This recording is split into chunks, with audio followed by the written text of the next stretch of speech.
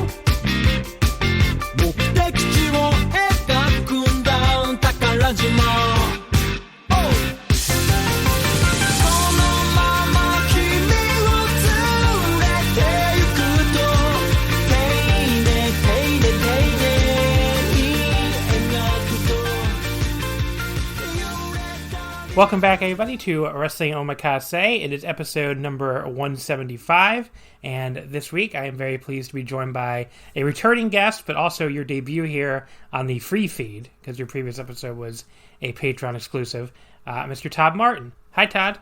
Hey, John. It's good to be back. Good to be back. Good to have you back. How's your weekend going, I guess?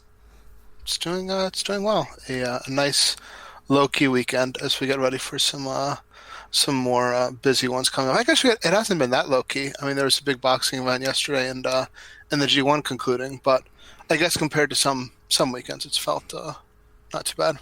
I found out earlier today that they moved Hell in a Cell for some reason, which I guess is the kind of thing that affects your life but doesn't really affect mine anymore. But it's just like, yeah, I don't know. Why did they move Hell in a Cell, Todd? Do you know? I'm not sure. I mean, I think that was a while back. Like there was some sort of scheduling thing. I think they've had it in place for a little bit. But yeah, actually, when you asked me about this, I was thinking that this was the same day as Hell in a Cell. So I was thinking we were going to record, and I was going to watch Hell in a Cell and record on that. So yeah, I guess that's one reason to feel it a little easier. Yeah, but obviously, not a ton going on in general, I guess, with the ongoing pandemic and everything, but everybody's trying to hang in there. Are you excited for the U.S. election, Todd? I am excited for the U.S. election. I am too, because I want the polls to be correct, obviously. So if they are, it'll be a very good night. So, I'm just a general democracy lover. What's to say? What reason isn't there to be excited about the upcoming election? It's something. If you look at like the amount of early voting that's already gone on too, it's like, wow, it really is just an election season now, not just an election day. But yeah, the turnout is very high, and I think from the standpoint of what you were talking about, a lot of people hoping the polls aren't going to be wrong. There's sort of, I think a lot of people are crossing their fingers, and those people I think are perhaps not wanting to hear for like superstition reasons, like how the correlation that usually goes along with high interest elections in this country. Yeah. But I have not voted yet. I'm going to vote probably, I think next Tuesday. That's the day I circled for early voting. There's an early vote place. It's like only like a 10-minute walk from me, so I'll probably just go walk over there and do it. Because the normal election day precinct is like a minute walk from my house. So I really have never done the early voting before, but now I'm thinking, I'm like, oh, even if it's a minute from my house, but to stand in a 3-hour line, it's still not good. So I should just walk the 10 minutes and do the early voting. Yeah, I would think you would probably be able to find one that's a time that's pretty easy if it's so easy to just walk over there, because if it's too busy, you could just go back another time. That's true. Yeah. So I'll try next Tuesday during the daytime, since I'm still a work from home person. But yeah. What do you do the mail-in voting or the in-person voting? Yeah, I sent in my ballot a little while back. Okay. It's in Maryland, so we'll see how it turns out. A lot of uncertainty here. We're both in states where it's like, yeah, if we don't vote, I mean, I don't know if we're gonna have a major effect. But please vote, everybody, if you're in a swing state, especially. And I don't have to. I don't have to act like I'm nonpartisan. Don't vote for Joe Biden. I'm not gonna be like these commercials that are like, "Oh, go out there and vote." Well, they want to say like, "Please vote against Donald Trump," but they can't say that, so they're just like, the commercial I'm talking about, right? Like, the funniest one, I don't know if you watched it, was the HBO Max thing with the West Wing special. They did they reunited the West Wing cast, and they did the thing where exactly what you're talking about, where like they gave all of these PSAs for like voting, and then they said like everything that made it clear for exactly who they wanted you to without saying that explicitly. Yeah. It was really funny. It was like addressing like all of like it was like a sort of like a scrolling through of repudiation of various things that have been said about that Trump has said about voting. So it was the most partisan, nonpartisan voting, pro-voting thing special I think I've ever seen. They should have even gone further and be like, all right, don't vote for anybody who is orange. Don't vote for the frickin' Cheeto in the White House. But yeah, I don't know. That's those commercials are kind of funny. But yes, please go out and vote unless you're the type of person that would vote for Donald Trump. Then please fucking stay home and just That's a very partisan commentary you've made, John. Hopefully you're not running off people here. Yeah, well. I mean, there was a guest, actually compared to a few weeks ago, it really I can't run the Trump people off any more than I already am, so we can just leave it at that. Because there was I had a guest on right after the Trump COVID diagnosis, and he was even much less diplomatic than I am being right now about the president's health. Let's just say. So if the Trump voters won't run off by that, they're never going to be run off, I think. So, although I don't really know how much. Is there a big crossover between Omakase listeners and Trump voters? I kind of doubt it, but yeah, I would tend to think not. I mean, it's hard to say for sure, but it feels like a subject matter that would probably lean one way politically. Yeah, I can't really say.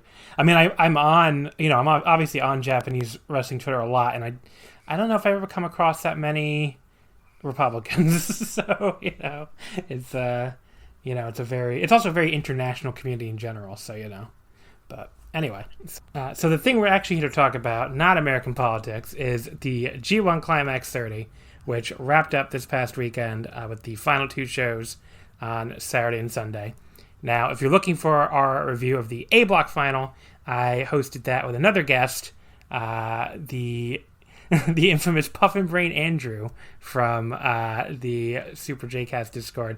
So he and I had a great time, and we did the A Block review show on the Patreon. The vast majority of G1 coverage on the Patreon, so if you're not a subscriber and you want to go back to listen to any of that, it is at patreon.com/Wrestling Omakase. It's only $5 to sign up, and you get all of our past audio, along with anything else we're going to be doing in the future. I should say that also includes Todd's appearance on the 5 matches episode that we did, which was a lot of fun. The only one I remember I remember we did Necro Butcher and Super Dragon, and then you also picked that All Japan tag and the Fit Finley and William Regal match. I don't remember what I picked. I remember it. We definitely talked about Takayama and Kobashi. Right. See, now it's much easier for me to remember the guest picks because I pick a million matches for that series. So it's harder for me to remember which matches I picked on each episode. But yeah, Kobashi, Takayama, and what was the other one? Was it? Well, did you name the tag with the font? Yeah. Okay. I was trying to think of my second pick on that episode. I remember Kobashi. I think it was an OG one, maybe Tanahashi and Shibata. Oh, yeah. You're right. Yeah. So that was a lot of fun. So definitely you can hear that if you subscribe to the Patreon. And I should mention too, if you want coverage of upcoming tournaments, we'll be doing daily coverage of the World Tag League and Best of Super Junior combo next month, and the DO and DDT. So that'll be coming up on the Omakase Patreon as well. So the tournaments, they don't end, John. They just keep coming. I honestly, after this G1 ended today, after I finished the final, I was just kind of sitting there all right, what now? Because these 3 tournaments, the G1, the Noah N1 Victory, and the Champion Carnival, they basically dominated my life for a month plus between watching them all, recording on every single show. I mean, that takes up basically all of my free time. So it's like, okay, what do I do with myself now? But the tournaments will resume, like you said, so it's not going to be that long. It's never too late to get into professional football, John. I was actually thinking, like, maybe I actually have time to study my Japanese again, which I haven't done in like a month and a half. So, But anyway, so the G1 Climax wrapped up on Saturday wrapped up on Sunday. But the first show we're going to talk about is on Saturday, the B Block Finals, October 17th in Ryogoku. This was October 17th. This is a controversial show, I think is a good way to put it. There was some stuff here that I really liked, and it seemed like nobody else on Earth really liked, so I'll be interested to hear if Todd is with the consensus or with me here. I guess we'll find out. But the opener was Gabriel Kidd defeating Yuya Uemura in 8:16 with a double arm suplex, the final one of these Young Lion openers. Now, Todd, were you watching the Young Lion openers on each show, or were you one of the people that were skipping them? I was, for the most part, skipping them. I think I saw 3 or 4 of them, and there was really no correlation with like any particular reason. I just you know what it was. Now that I think about it, I definitely watched it for most of the English-speaking shows that I watched, but I didn't watch a lot of English-speaking shows because I was typically watching them pretty early. So, I didn't see that many, and I do not think I saw this one in spite of my general rule. I actually, that's a question I should have asked you. I assume you watched these 2 shows in English then? Yes, I did. All right, so that's a good contrast because I watched them in Japanese. So, but yeah, so this was, this match, I thought this was easily the weakest of the 3 Young Lion pairings, the Uemura Kidd pairing. I've talked about this on past episodes. They just didn't have a lot of juice compared to the other 2 Young Lion pairings where, like, Uemura and Tsuji are like the Noge Dojo rivals. And, Tsuji and Kidd, they developed this like little feud that they, built up in promos and stuff. So Uemura and Kidd, on the other hand, just like, just didn't have that kind of juice. But, this match was fine. I gave it, it ended with a good little match here. 3 stars or so. A fun little, especially like Kidd's like technical wrestling, just like transitioning from one submission hold to another very smoothly in this match. So that was probably the highlight to me. Did you watch it or no? No, I didn't. Oh, you might. Okay. I will not troll you by comparing this to the B Block in general. That would be a rude comment to say. I will say I noticed earlier in the tournament that you were taking a little bit of an early victory lap on the B Block, like after a few shows, because you were of course backing the B Block from the beginning because a number of your favorites on there. And I thought at the very beginning, a couple of the early B Block shows were some of the best B Block shows, and I thought you took a victory lap a little bit early because I thought that it was the A Block B Block differences were a little bit stronger after you started proclaiming the strength of the B Block. Yeah, the middle portion was definitely the weakest portion for the B Block. I will say that. I don't think there's still, I think, a smaller gap for me than a lot of other people because I just didn't enjoy a lot of the A Block stuff that a lot of other people enjoyed. But for sure, the B Block peaked early, and I would say, well, a couple of the later B Block shows were good. This show, was like kind of but like the middle portion definitely did get a little. It was a valley, let's say. There are peaks and valleys in the B Block. It's the nicest way I can say it. The second match was Yoshihashi defeating Toru Yano in 6-10 with the Kinkoji. Yoshihashi goes to 2-7, and Yano drops to 3-6. This was fine. I mean, I don't know. I mean, I'm not, people who listen know I'm not a Yano hater at all. I generally enjoy his matches, and, if there's a spot that makes me laugh and a fun little finish, that's generally a good Yano match to me. And this one had, a spot that made me laugh, which was Yoshihashi producing his own roll of tape and like taping Yano's wrist to his staff and like behind the railing so Yano couldn't get it through. And then basically ends up just deciding to stick his entire body through the railing with the staff and then run through the fence opening and back to the ring, which I thought was funny. And the finish I liked too, because Yoshihashi like blocked this low blow from Yano and like rolled him up into a cradle while holding onto the arm, and that ended up being the pin. So I don't know, that to me is like inventive finish, and the staff spot 3 stars. It was fine, Definitely not the worst Yano match, not close to my favorite Yano match from this tournament, but it was what it was. Yeah, it's funny. I mean, Yano does a lot of the same spots, and I'm generally not like a big fan of Yano.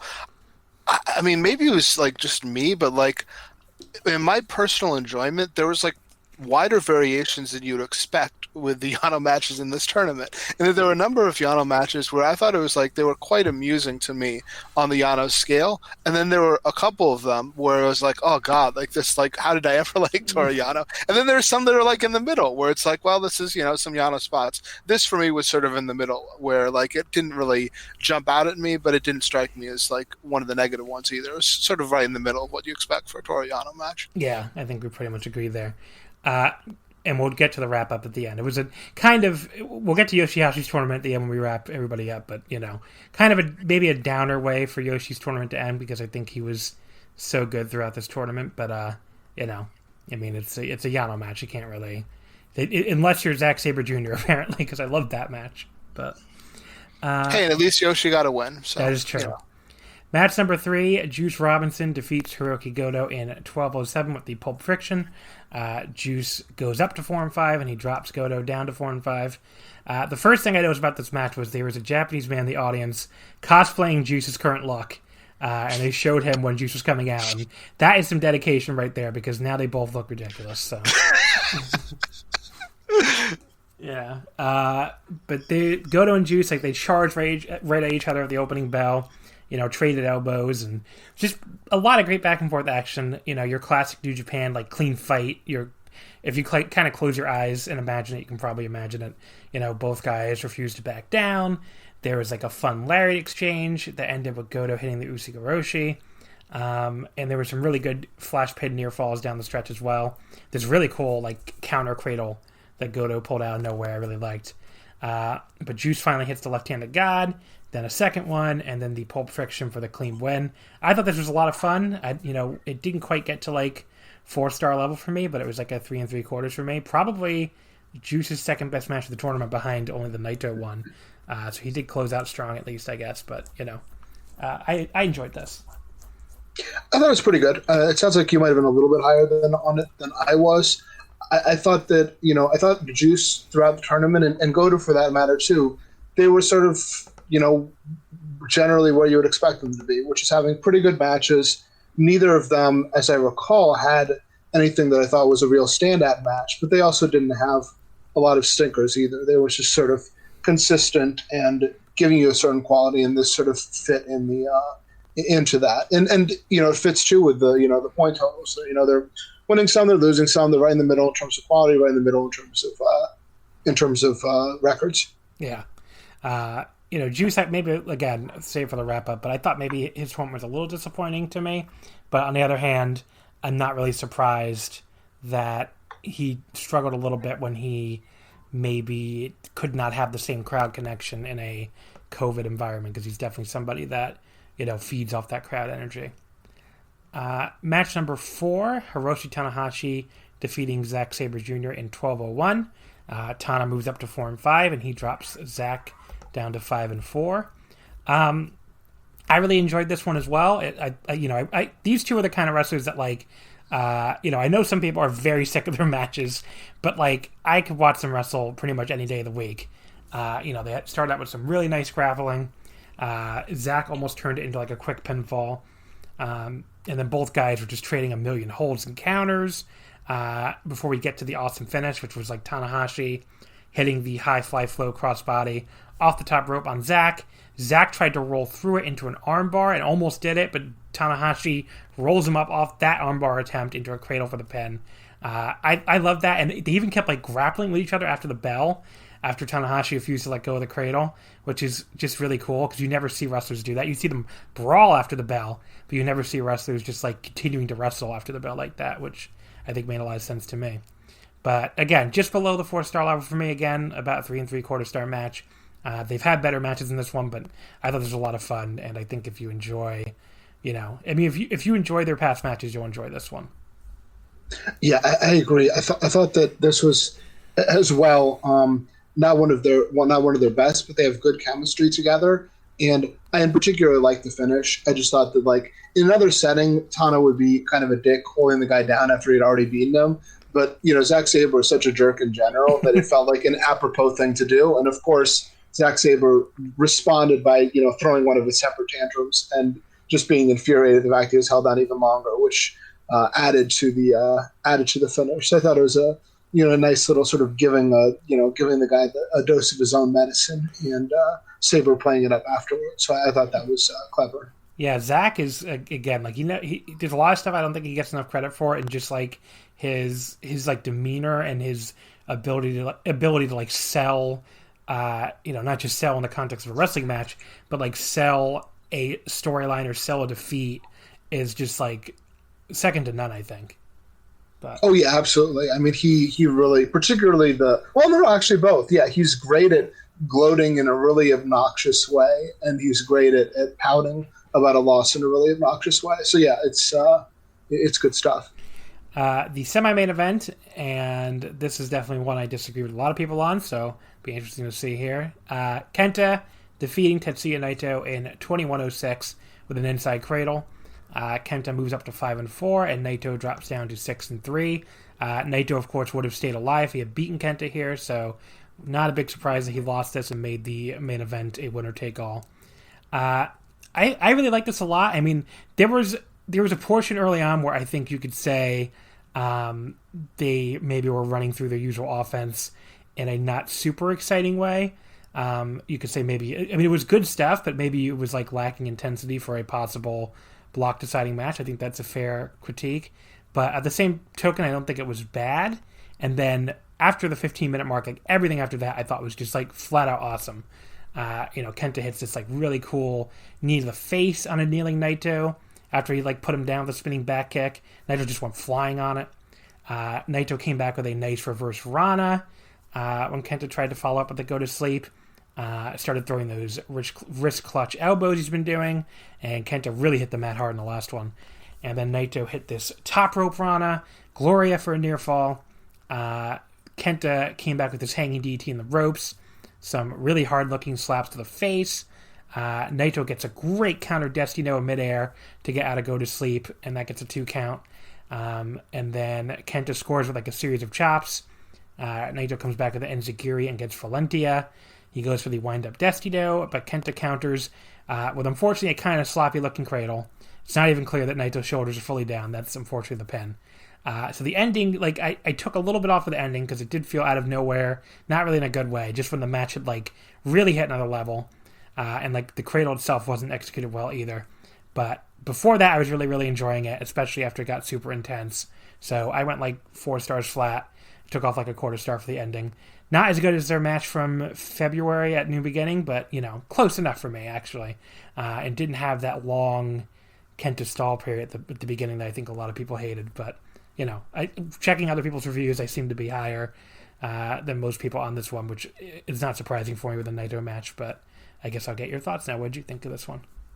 Yeah, I thought it was pretty good. I didn't think it was a great match by any means, but I thought it was pretty good overall, and it built, I thought, well with the caveat that you mentioned in terms of the finish. I mean, if people didn't like it as much, I mean, I guess with Naito in this tournament, we've seen a lot of sort of longer matches. I think perhaps people are ready for some Naito matches that go a little bit shorter, and I think probably as well there's some hesitancy in terms of the choices of who beat Naito in the tournament, with Evil and Kenta being the one, since those are both feuds that we already saw this year, and I think perhaps people aren't as enthusiastic about those being the final, whether we get both of them or one of them before the Tokyo Dome. Necessarily the enthusiasm for those relative to a fresher matchup of Naito wrestling sort of the cheating Bullet Club guys. So, yeah, overall, though, I thought it was pretty good. Yeah, I mean, the only thing I would say with that, I guess, is it seems like they do that every year, though. Like Okada Sonata last year, when Okada was champion, and Sonata was the one who pinned him. I mean, they ended up having like their 4th match of the year for the title. So, I mean, I get it. I just think that's more of a I guess it's more of a general New Japan booking critique, But they don't. They don't Did they seem do that the year before? Like, I remember the Okada Sonata one jumped out at me as well. Now that you mention it, So the year before it would have been Omega Ishii, which was, I guess, I mean that was like their fourth match of the year, I think, because Omega Ishii would have wrestled earlier in 2018 after the Dome, I think, or maybe that was 2017. I'm thinking of. Maybe that was only their second match of the year, but I mean they definitely was a rematch from the G1. And then the three-way at King of Pro Wrestling, which I hated. Some people liked it, but, that was with Cody and Coda. So. Not enough, because they never did it again. But, yeah, I mean, I don't know. I think it's like 2017 they did Okada Evil. But, yeah, I just feel like the fall title challenge is never, like, the most exciting title challenge, It's always pretty much like, well, we know the champion's going to retain. Here's something to fill the time. But I guess the Ishii one stood out as better because that was him getting the breakthrough win on Omega felt more exciting just because like Omega had beaten him a bunch of times and Ishii generally fell short in those sorts of matches. So that felt a little bit more, and there was having Cody involved in there added a freshness to the Omega one, and the Evil one was one of Evil's biggest matches to that point. So all those felt as you say, they were ones where they didn't have a lot of drama as to who was going to win.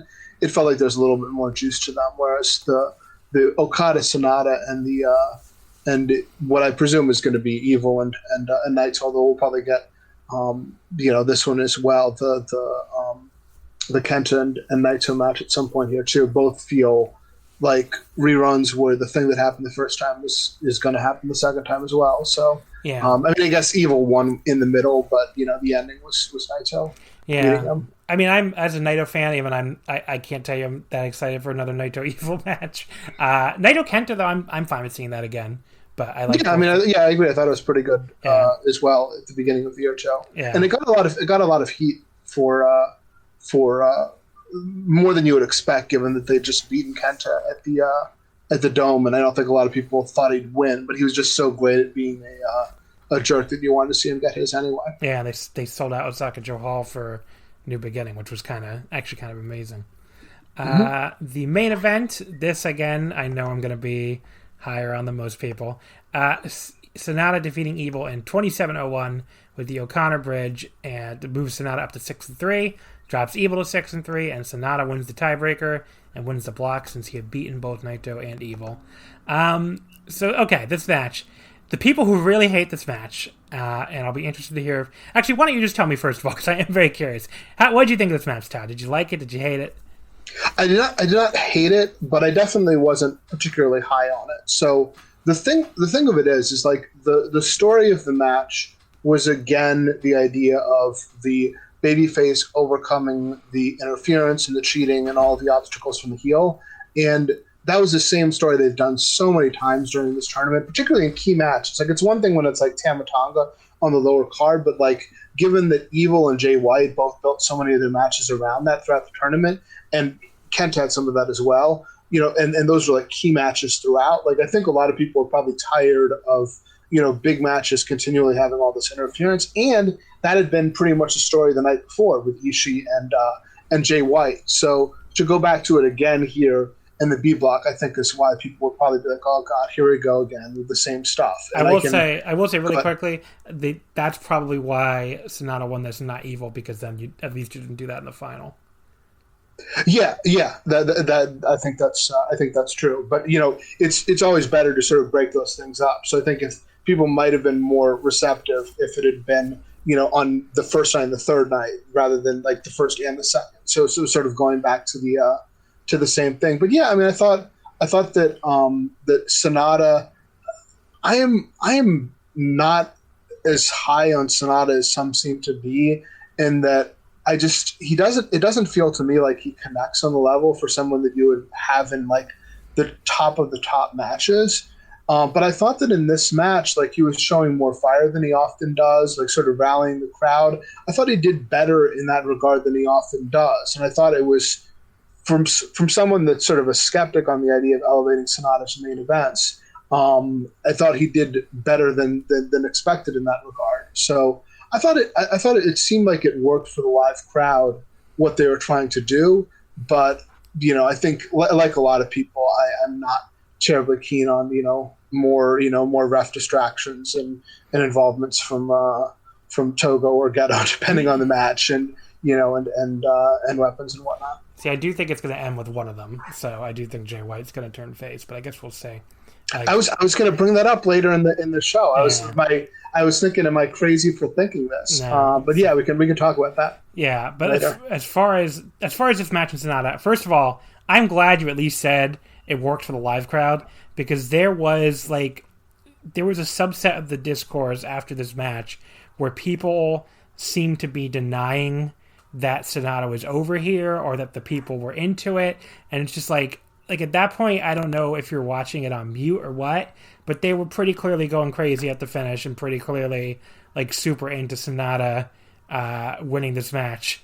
So if people want to pretend that they weren't, I guess that's their prerogative. But to me, that's not there's opinion, there's fact, right? Like, opinion is I don't like Sonata, I didn't like this match, I don't like interference in New Japan. That stuff's all great if that's how you feel. Fact, on the other hand, is was the live crowd into it or not? And they clearly were into it. So that's just you can have your own opinions, you can have your own facts. Not you, Todd, but the people out there. I do like to have my own facts. It's fun. But yeah, as far as this match itself, I did enjoy this quite a lot. I just thought the stuff in between the interference stuff, which the interference stuff, I will freely admit, does not bother me quite as much as it seems to bother some people. It can bother me in certain matches, but here especially, it didn't really bother me that much. I thought other than there was a kind of dull evil heat period or evil control period early on, so that's a negative. But this match didn't really feel 27 minutes to me. So that I think was a positive, and that again was a positive for the final two, as far as not feeling like its length. There were some really fun sequences, this really fun running sequence that ended with Sonata ducking the diagonal lariat from Evil, and then hitting this really nice springboard drop kick. I made a note here to make fun of Evil for having a 5% success rate with that diagonal lariat throughout this tournament, but then he hit it on Naito the next night, so I guess he showed me. But yeah, they just went back and forth on the finisher attempts. They in an entertaining way. There was at one point as a small child shouted "Sonata-kun," which you could hear very clearly because of the lack of anything but clapping at that point, which I just thought was kind of adorable. So I had to make a note of it. It would have a very different connotation if someone yelled that in this country.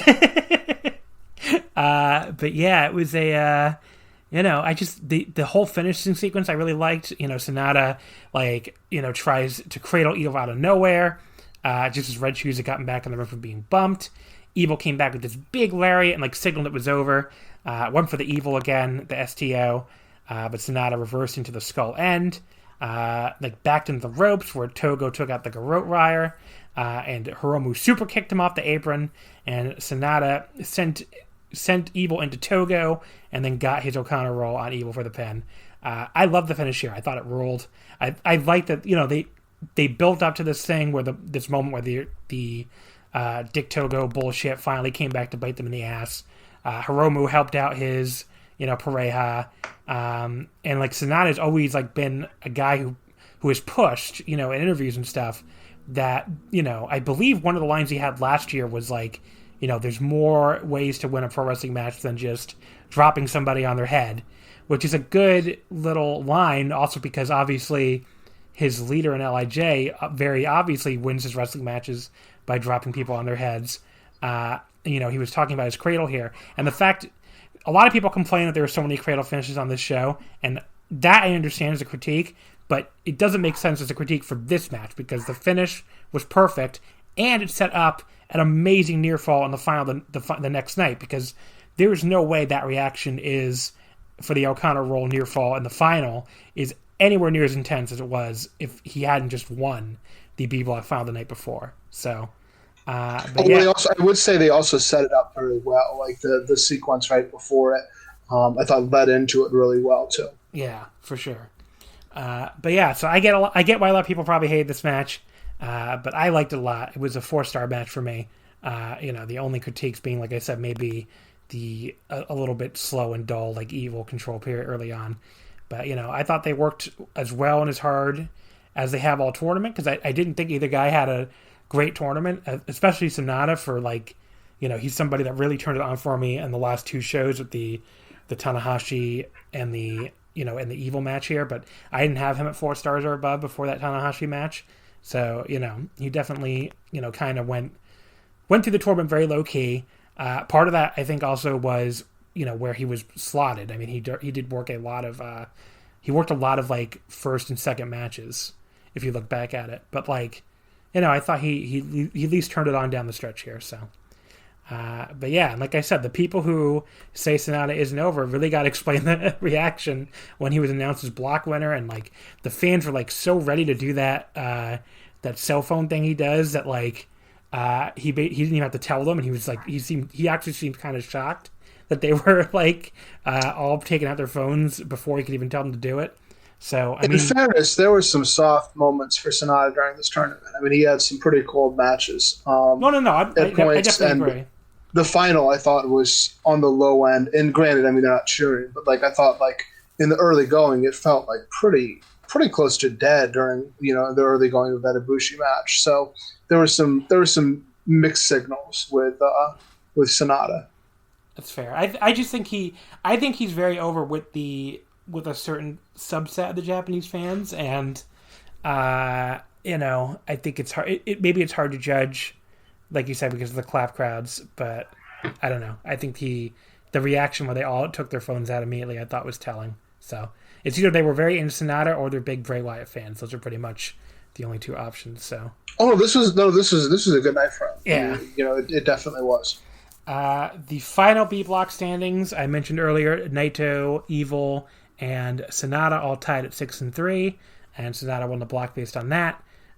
Zack and Kenta finished at 5 and 4. Oh, and Evil, I guess, would be your official runner-up because he beat Naito. So there you go. Zack and Kenta finished at 5 and 4, and then you had a bunch of 4 and 5 people: Tanahashi, Juice, Goto, and then you had Toru Yano at 3 and 6, and Yoshihashi at 2 and 7. So there's your final standings. Nothing that stands out to me as a huge surprise. Maybe Tanahashi having a losing record for the 2nd straight year, maybe, but I'm honestly not even that surprised by that at this point. I don't know about did you feel that surprising? No, I didn't think that was particularly surprising. I mean, I'd like to see otherwise. I mean, I think when you've got a block like this that isn't that that strong in terms of people that need to be protected, I would like to see Tanahashi do better. But as you mentioned, that's been a trend for a little bit now. His only loss that really kind of stunned me was the Goto one, I guess. Because then if you reverse that one, he'd be at 5 and 4 and would have had a winning record. But the other people he lost to, I mean, Yano, anybody could lose to. Naito, he was always going to lose to. Sonata, Evil. So, I mean, all those made sense. But yeah, the Goto one was kind of surprising. I don't know. I'm not really entirely sure why they did that, because it's not like Goto needed that win and needed to be 5 and 4. So, I don't know. Maybe they're going to set something up down the line with the 2 of them. Yeah, I'm not sure either. The finals, night 18 at Ryogoku earlier today, or not night 19, October 18th. I don't know, it gets confusing with these dates and days. So we can go quickly through the undercard here because, there's a lot of tag matches before we get to the final. So the opener was an 8-man tag team match with the team of Suzuki-gun, Taichi, Zack Sabre Jr., El Desperado, and Doki, pinning Hiroki Goto, Tomohiro Ishii, Yoshihashi, and Yano. Doki pinned Yoshihashi in 10:34. First of all, the first thing I want to say about these tag matches in general, after a month and a half almost, or whatever it was, of no New Japan undercard tags, these undercard tags were actually a lot of fun to me. I don't know if you felt the same way, but I was like, wow, these are enjoyable. Yeah, I typically watch the undercard matches on the G1 final just because that's all there are. But I watched all the way through these, and I skip a lot of those tag team matches. So it felt fresher because they haven't been doing very many of them for sure. Yeah, I mean I am definitely the kind of person. They haven't been doing any of them. Sorry, bud. Yeah, I am definitely the kind of person that watches almost every match and every show. So I don't know. Maybe I just kind of was like, the undercard tags are back. They're back. It was kind of funny. But yeah, I mean, I feel like they're very underrated matches in general because it's like the work is rarely bad, but like it's very hard to sit there and say that they were great either because they're also very samey. So they're very difficult to judge on that kind of scale. But yeah, I mean, they're usually like, usually, especially the lower ranked guys will work really hard in them. And I thought this one was a great example. I mean, like very high energy stuff. Everybody was going hard to me. And, Desperado looked very fired up to be back in there. It was also kind of funny when Zach retied a turnbuckle pad that Yano had started untying. That was definitely the comedy spot of the match. And then Taichi and Zach hit the Zach Mephisto, the double team Black Mephisto on Yoshihashi, and Taichi then throws Doki on top to take the pin. That was Doki's first pinfall victory the entire year. Shout out to Chris Samsa, Sport of Pro Wrestling, who pointed that out in the Voice of Wrestling Slack. And I don't know if you saw the post-match interviews or not, but like Doki coming back, like with his lead pipe in his hand, just saying "I did it," and like the other Suzuki Group members clapping for him. It was like strangely heartwarming. It was like these guys just all kind of like each other. It was they're heartwarming heels. But yeah, I like this, and I guess we're getting a Taichi Zach Doki 6-man title challenge. Probably, I would assume, as one of the Cork and Hall mains this Friday or November 1st or November 2nd. That sounds like a blast to me. I'm down. But yeah, this was fun. I went like 3.5 on it. Real fun opener. Yeah, I felt bad for poor Yoshi after after having his his strong tournament, and then here he comes in and has to get pinned by Doki. It was not the greatest jumping off point, but yeah, clearly just there to set up the number 6-man title match. Yeah, and then I assume Yoshi will get his pin back on Doki, and then maybe we'll get Ishii and Yoshi against Taichi and Zach for the heavyweight tag titles.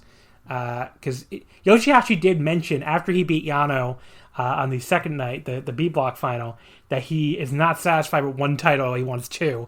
And it's like, buddy, he wants more gold. It took you 8 years to win a title, and now you're like, I want to be a double champion. It's like, okay, maybe pace yourself a little bit, buddy.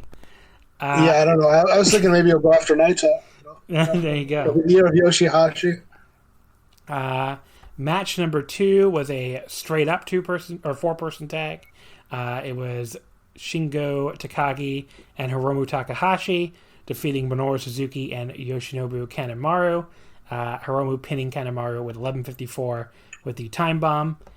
Speaking of people fired up to be back, Hiromu like ran all around the ring, like just was so excited to be back finally. But the match did start with like a long heat segment on him before Hiromu came back and pinned Kanemaru with the time bomb. So that obviously will set up another junior tag title challenge for Hiromu and Bushi at Power Struggle. Should be Power Struggle. I like how it's shaping up after this show. I mean, I'm sure a lot of people are not that excited for Naito Evil again, and I get it. But like, they're teasing a lot of cool little matches here, and this is definitely one I'm excited for with Hiromu and Bushi against Despy and Kanemaru. And Shingo and Suzuki continue brawling at ringside, so we're getting that again for the Never title, I'm sure. But yeah, I thought there was like a 3.25 star fun little match. Not quite as good as the opener, but a good time. Yeah, another of your set up New Japan tag matches where they're building up the two matches at the same time. Shingo and Suzuki stood out more in my mind just because it's so fun watching them go at it. But yeah, just putting in the work for those. And Suzuki in particular is well suited for these sorts of tag matches where you can just go in there and act like a maniac and fight someone for a few minutes. And you're like, ooh, I want to see more of that. And this fit into that mold. Yeah. Sometimes the Suzuki build can sometimes be better than the actual matches. Because like, not that he has bad matches a lot, but I remember the build for Suzuki Naito back in 2019 was like a lot of fun. Like they just kept going at each other on all these tags, like both like really getting under each other's skin. And the match it built up to was really not that good. So it can definitely this does not fit into the mold of the finale wasn't good, but like when after Moxley had won his match at the beginning of the year, and then Suzuki came on the entrance. That was one of the highlights of the year for me. It feels like 3 years ago.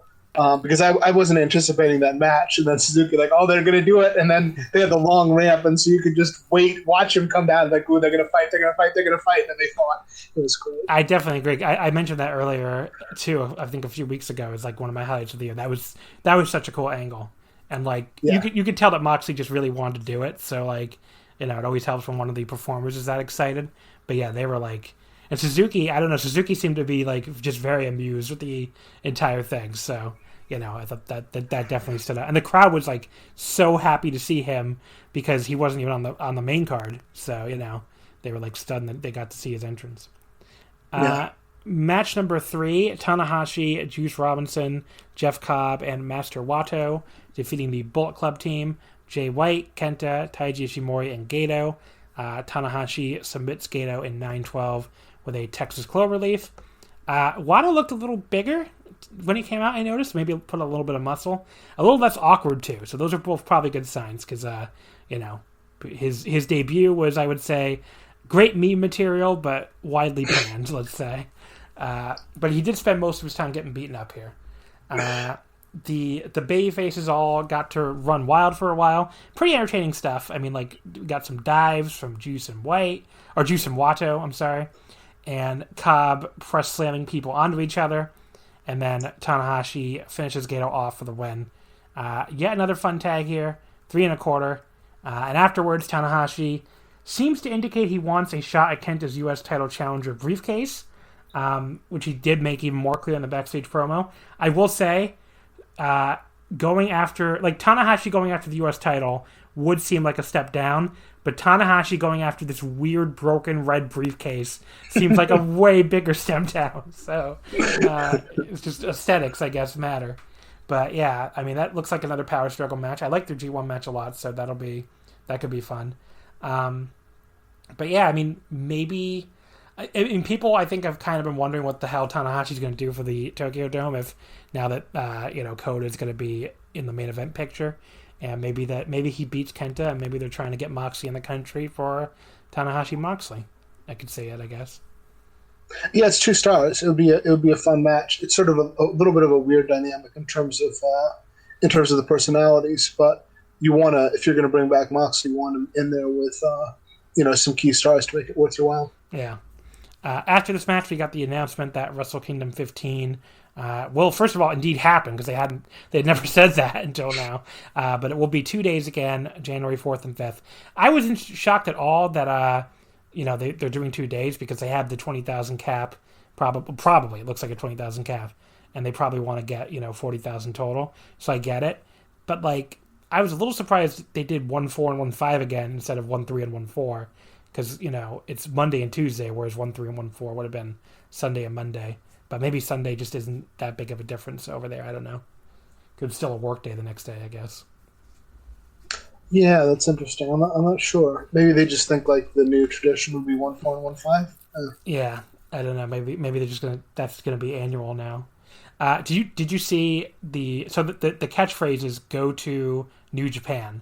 Did you see why that's kind of funny?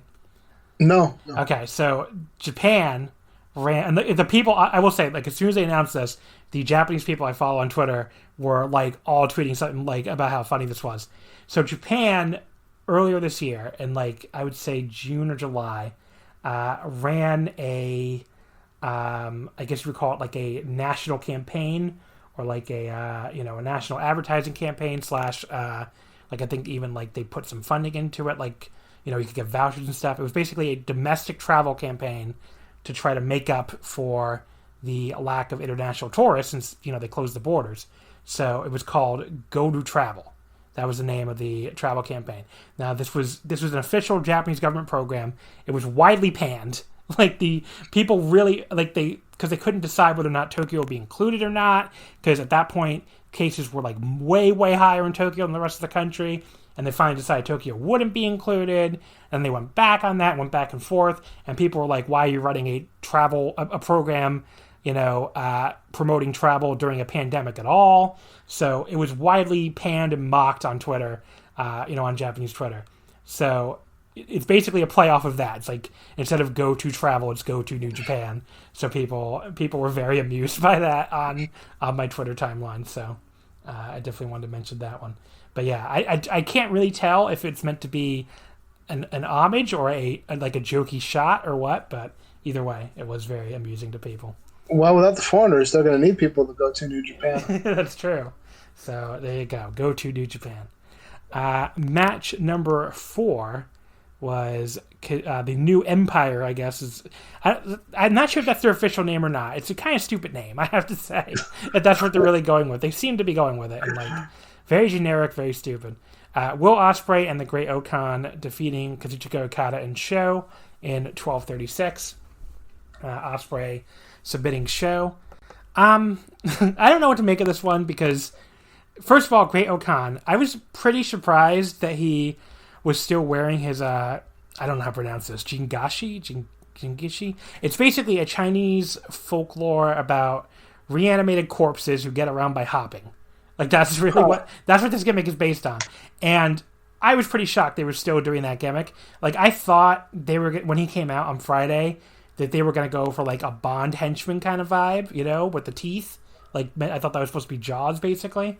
And he was just going to be, like, Ospreay's, like, well-dressed, henchman. Instead, they're really still leaning into this, like, the same gimmick he had on Excursion, which they don't really do that, ever. Like, you have a guy use the same gimmick on Excursion and, you know, when he comes back. So that was pretty surprising to begin with. I don't know the nice way to say this. The gimmick is a little offensive.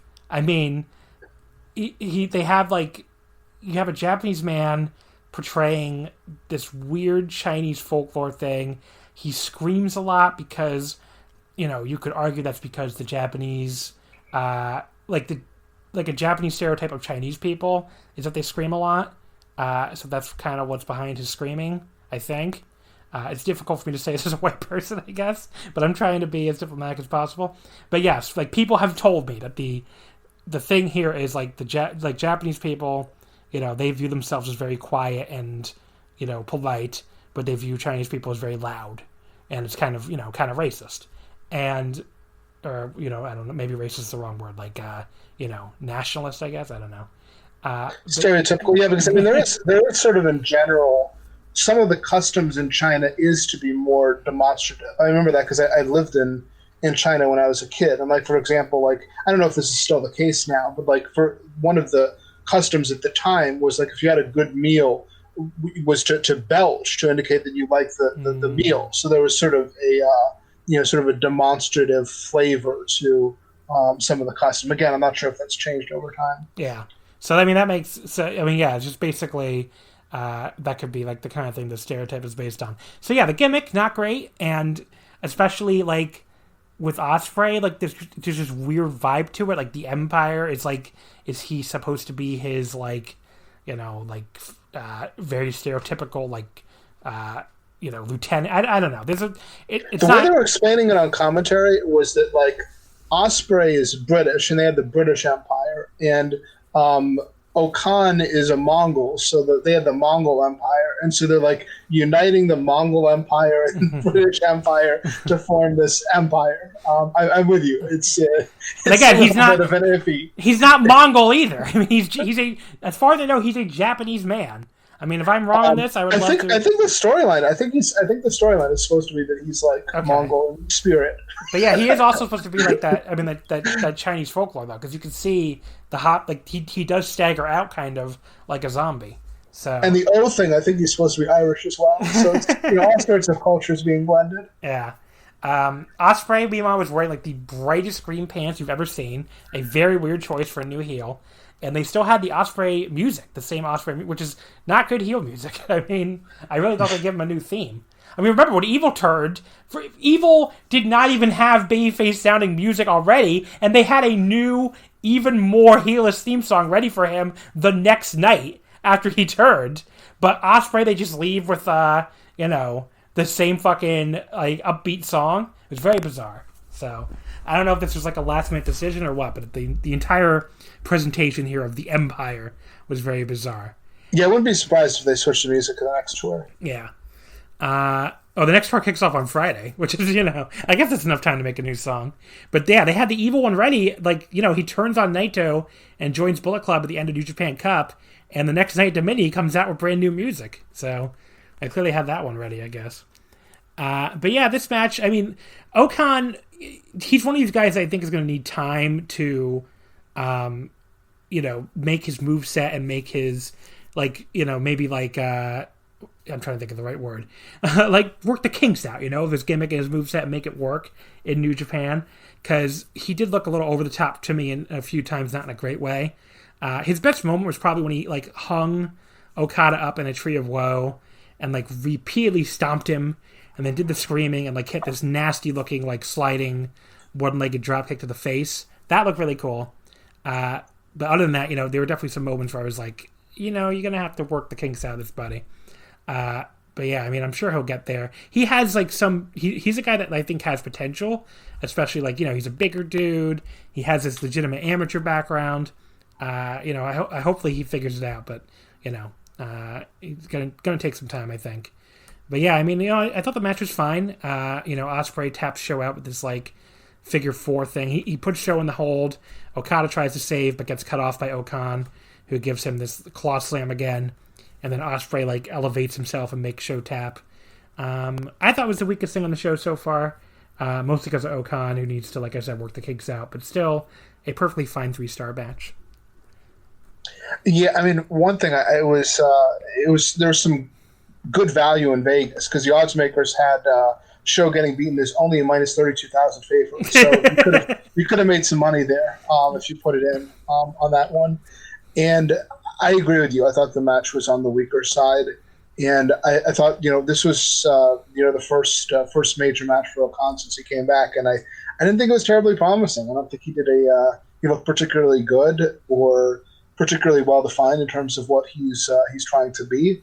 Granted, it's right at the beginning. I'm sure there were nerves, and there'll be time for him to establish himself. But as a first signal of what we're going to get here, I didn't think that this was a particularly encouraging sign, unfortunately. And I assume he's going right into a singles match with Okada. It seems like it, because in the backstage promo, Ospreay straight up said that if Okada wants him, he has to go through Okan first. So I assume they're going to do that, maybe a power struggle, and then build to Okada Ospreay at the Dome. But I just we'll see, I guess, what he can do with Okada in a singles match. It'll be interesting. Yeah, that is interesting, and how they book it as well. I mean, obviously Okada would win that one, but how much would they give this guy? Yeah. The semi-main event, the King of Darkness Evil and Yujiro Takahashi. I don't know why they put King of Darkness on his in the result page, but there you go. They defeated Tetsuya Naito and Bushi. That's Evil. The King of the Darkness Evil and the Tokyo Pimp Yujiro Takahashi. That's true. I can keep going. The Jet Black Death Max. Bushi, Owen Gobernable, Tetsuya Naito. Anyway, Evil pins Bushi, or submits Bushi, and 14-14 with the Scorpion Deathlock. This was fine. Again, not up to the level of the earlier tags either. I was excited because at the start of it, I thought we were going to get the Team No Limit showdown of Naito and Yujiro, and they have this weird chemistry together when they have worked together in the past. But this, of course, turned out to be a trick by the Dastardly Bullet Club, so I got worked because Evil immediately attacked Naito from behind and then tied himself in to take advantage. So, there was some bland crowd brawling, but then once Naito got the tag in for Bushi, I thought he and Evil actually had a fun little exchange to build up their probable title match of Power Struggle, and here's where Evil got his diagonal lariat and proved me wrong after I said on the previous night he never hits it. And Naito went flying for it, so it was definitely a good little spot. And Evil ends up submitting Bushi with the Scorpion Deathlock. Like I said, slow at the start, entertaining by the end. I would say 3 stars in the whole thing. Yeah, another one where they're just sort of setting future stuff up, with this one clearly being the Evil Naito issue. And other than that, not a ton to say about it. Afterwards, Evil won't let go of Bushi. Naito comes in and kicks him. The two just confront each other again, which you'd think Naito would know by now means Dick Togo's going to come up from behind the choke wire, but he doesn't apparently, and that's what happened. And then Evil gave him the STO. The Japanese announcer was screaming I think something like "This is justice," like very like because that's what Evil said. So like the announcer was outraged, but I don't know what they were doing on the English commentary, but. Nothing. Yeah, I mean, this didn't particularly stand out one way or another in terms of the English. The Japanese announcers were very angry, so it's definitely something I noticed. Evil posed with the 2 titles on top of Naito, in case anyone doubts that we're getting that match again at Power Struggle. So I'm sure the internet, especially, is thrilled at that because if the Western New Japan fans love one thing this year, it is definitely Naito and Evil matches. So. Very like, what are you going to do? The main event, Kota Ibushi defeating Sonata in 35-12 with the Kamigoe to win the G1 Climax for the 2nd year in a row. He is now the 3rd person to ever do that, along with Tenzan and Masahiro Chono, and the 1st person to go to 3 straight finals. So, Chono did come out here, speaking of him, and we unfortunately got overdubbing for his theme song. His theme song is so fucking great. So I was, what are you gonna do? It has to get overdubbed, I think, but it's a great theme song. But yeah, he's won 5 G1s total. It's definitely a lot of G1s. And sorry, go ahead. No, I was also sad because this is the first time I've seen Chono. I thought Chono looks old. I never recall thinking that before. He did look older than he did 3 years ago, even when he came out. Yeah, because I just watched that to do a retro watch on the Voice of Wrestling Patreon. I watched the Naito Omega final from 2017, and he looked a lot less old 3 years ago for sure. So I guess it comes for us all. Yep. He joined the announce team for the main event as well. His promo they gave beforehand, he basically just said the whole world's struggling through this pandemic. He thanked New Japan for showing us a way forward. I will say New Japan's definitely been better at running wrestling shows during this than the Collective, for instance, but they have a massive advantage, I guess, being in Japan and not America. So he also threw in a fair amount of profanity, apparently, according to Chris Charlton. Yeah, he was just cursing up a storm. It's true. The camera dramatically showed that Kota's left thigh was all taped up as he came out, still selling the effects of that brutal leg kick filled match with Taichi from Friday. So this match is very, I don't know, I said on Twitter, it's hard for me to have any hot takes about it because I really, really liked it. I thought it was a lot of fun, especially by the end of it. And there were a lot of things about it that I enjoyed a ton. The biggest thing to me is this was the longest G1 final ever at 35 minutes, which I couldn't believe when I heard that because, it did not in any way feel... It did not feel that long. I mean, it just didn't. It did to me. Oh, it did. Okay. Well, to me, it did not feel that long at all to me. So that was one of the strengths to me. But yeah, I mean, there's just a lot of stuff in this match I really liked. I thought they worked really well together.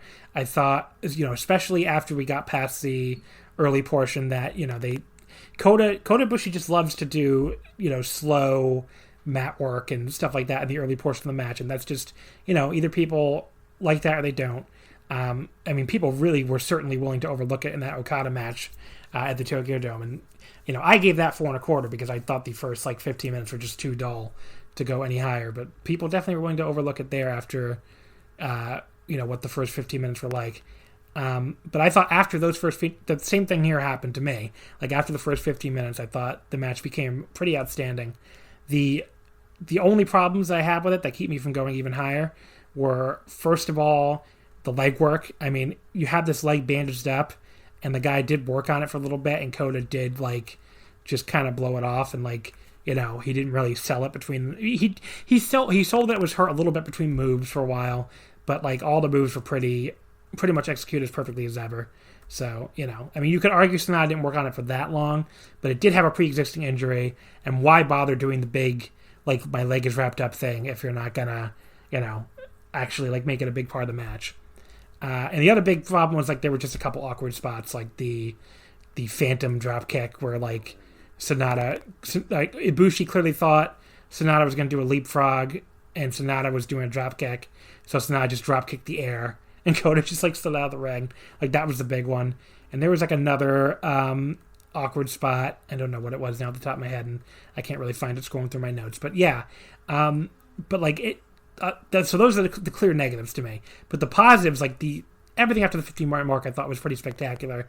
It led up to some really amazing near falls. I mean, that O'Connor roll near fall was possibly the best near fall of the entire year.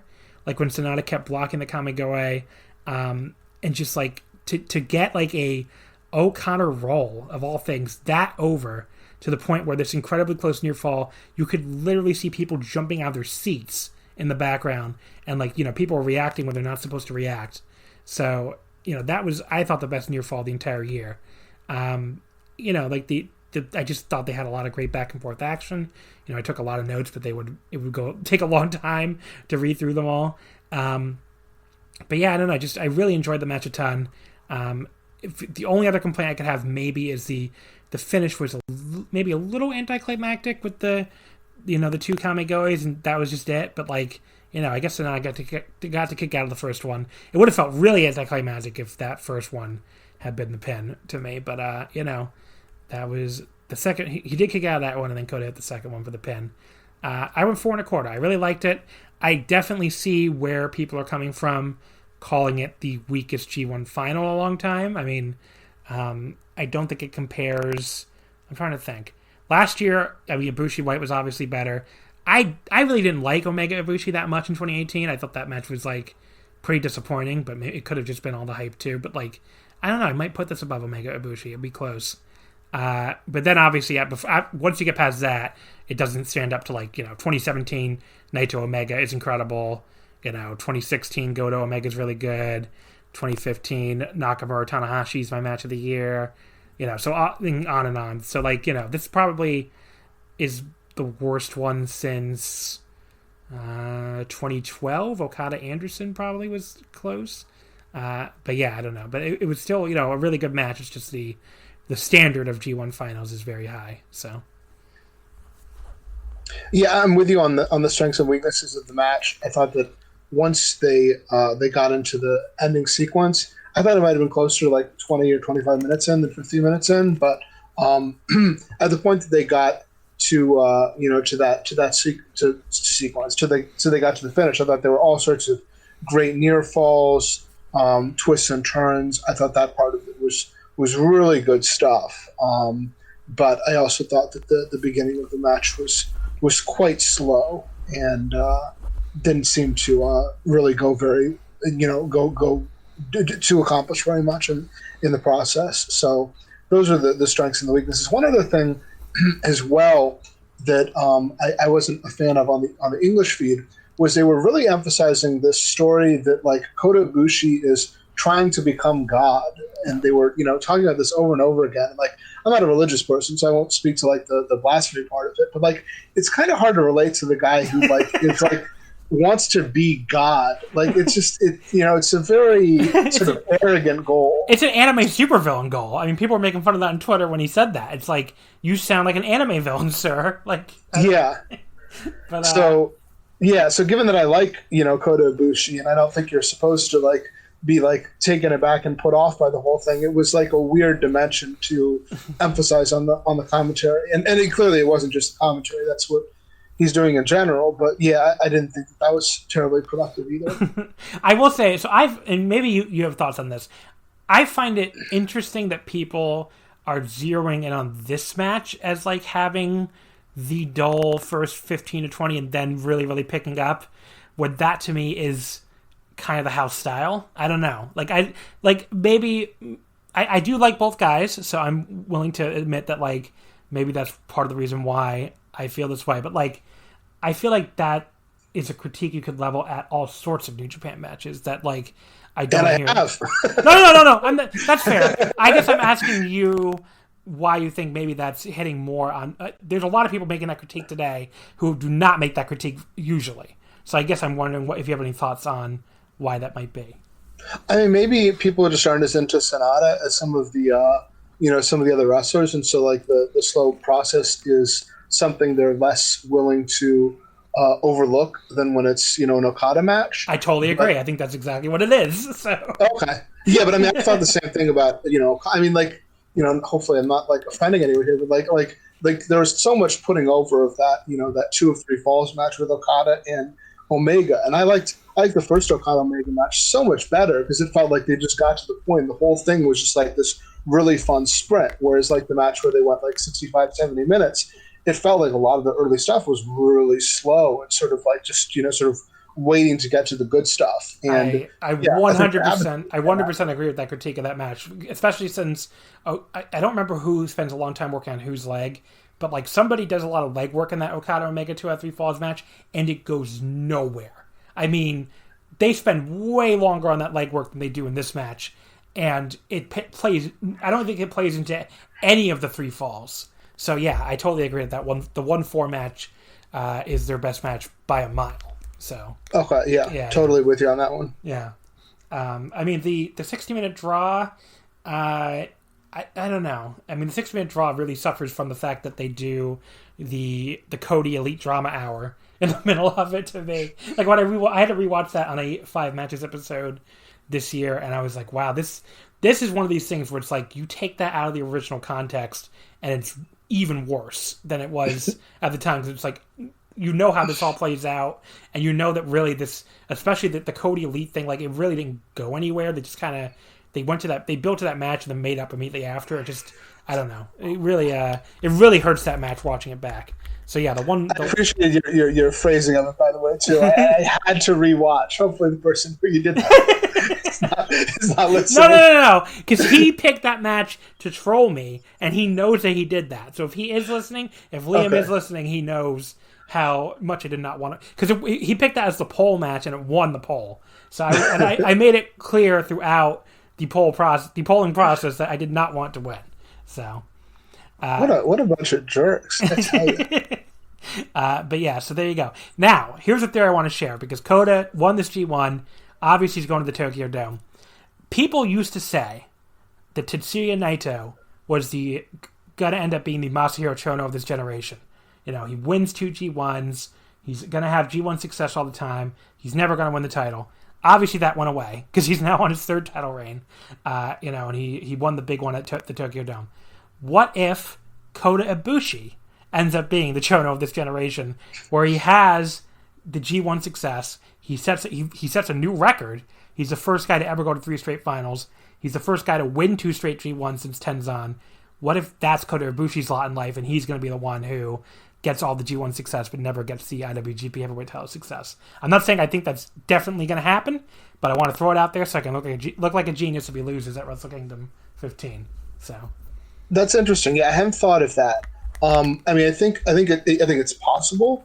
The reason I would tend to think it isn't is that the reason to have Chono in that position was a very logical one, which is that Chono was one of the top stars, but he wasn't a guy that really needed to be the champion.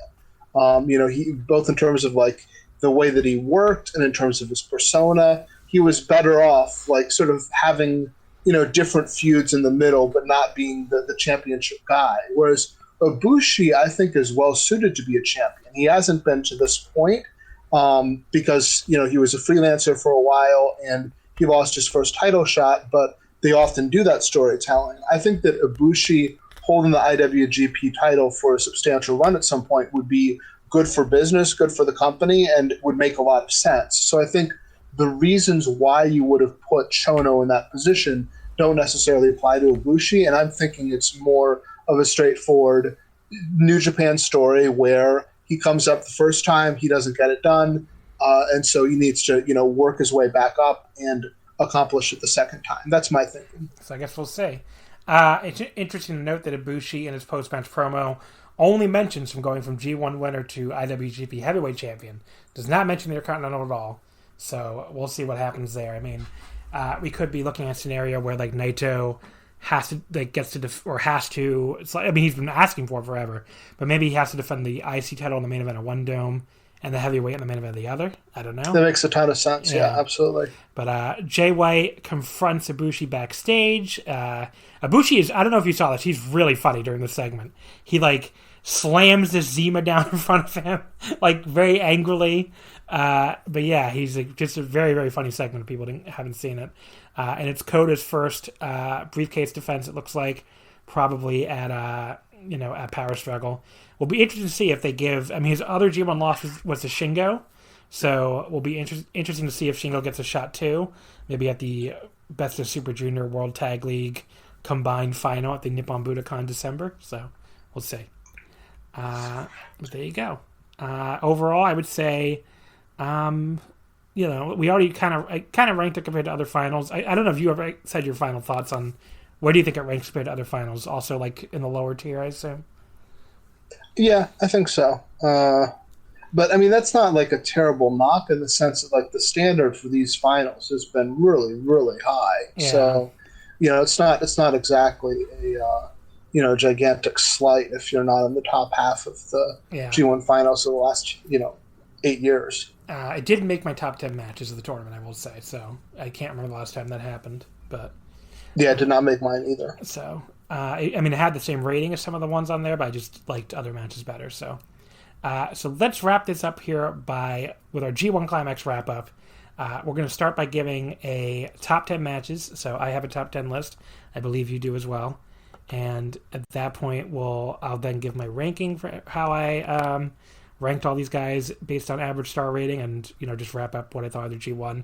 And Todd can also give his thoughts on each guy, even though he's not a nerd like I am. He doesn't have a star rating spreadsheet. So the final top 10 here, I have in 10th place Kazuchika Okada versus Taichi from Night 7, a 4.25 star match in my opinion. I really loved this match. It was like the first Okada match in this tournament that I really enjoyed.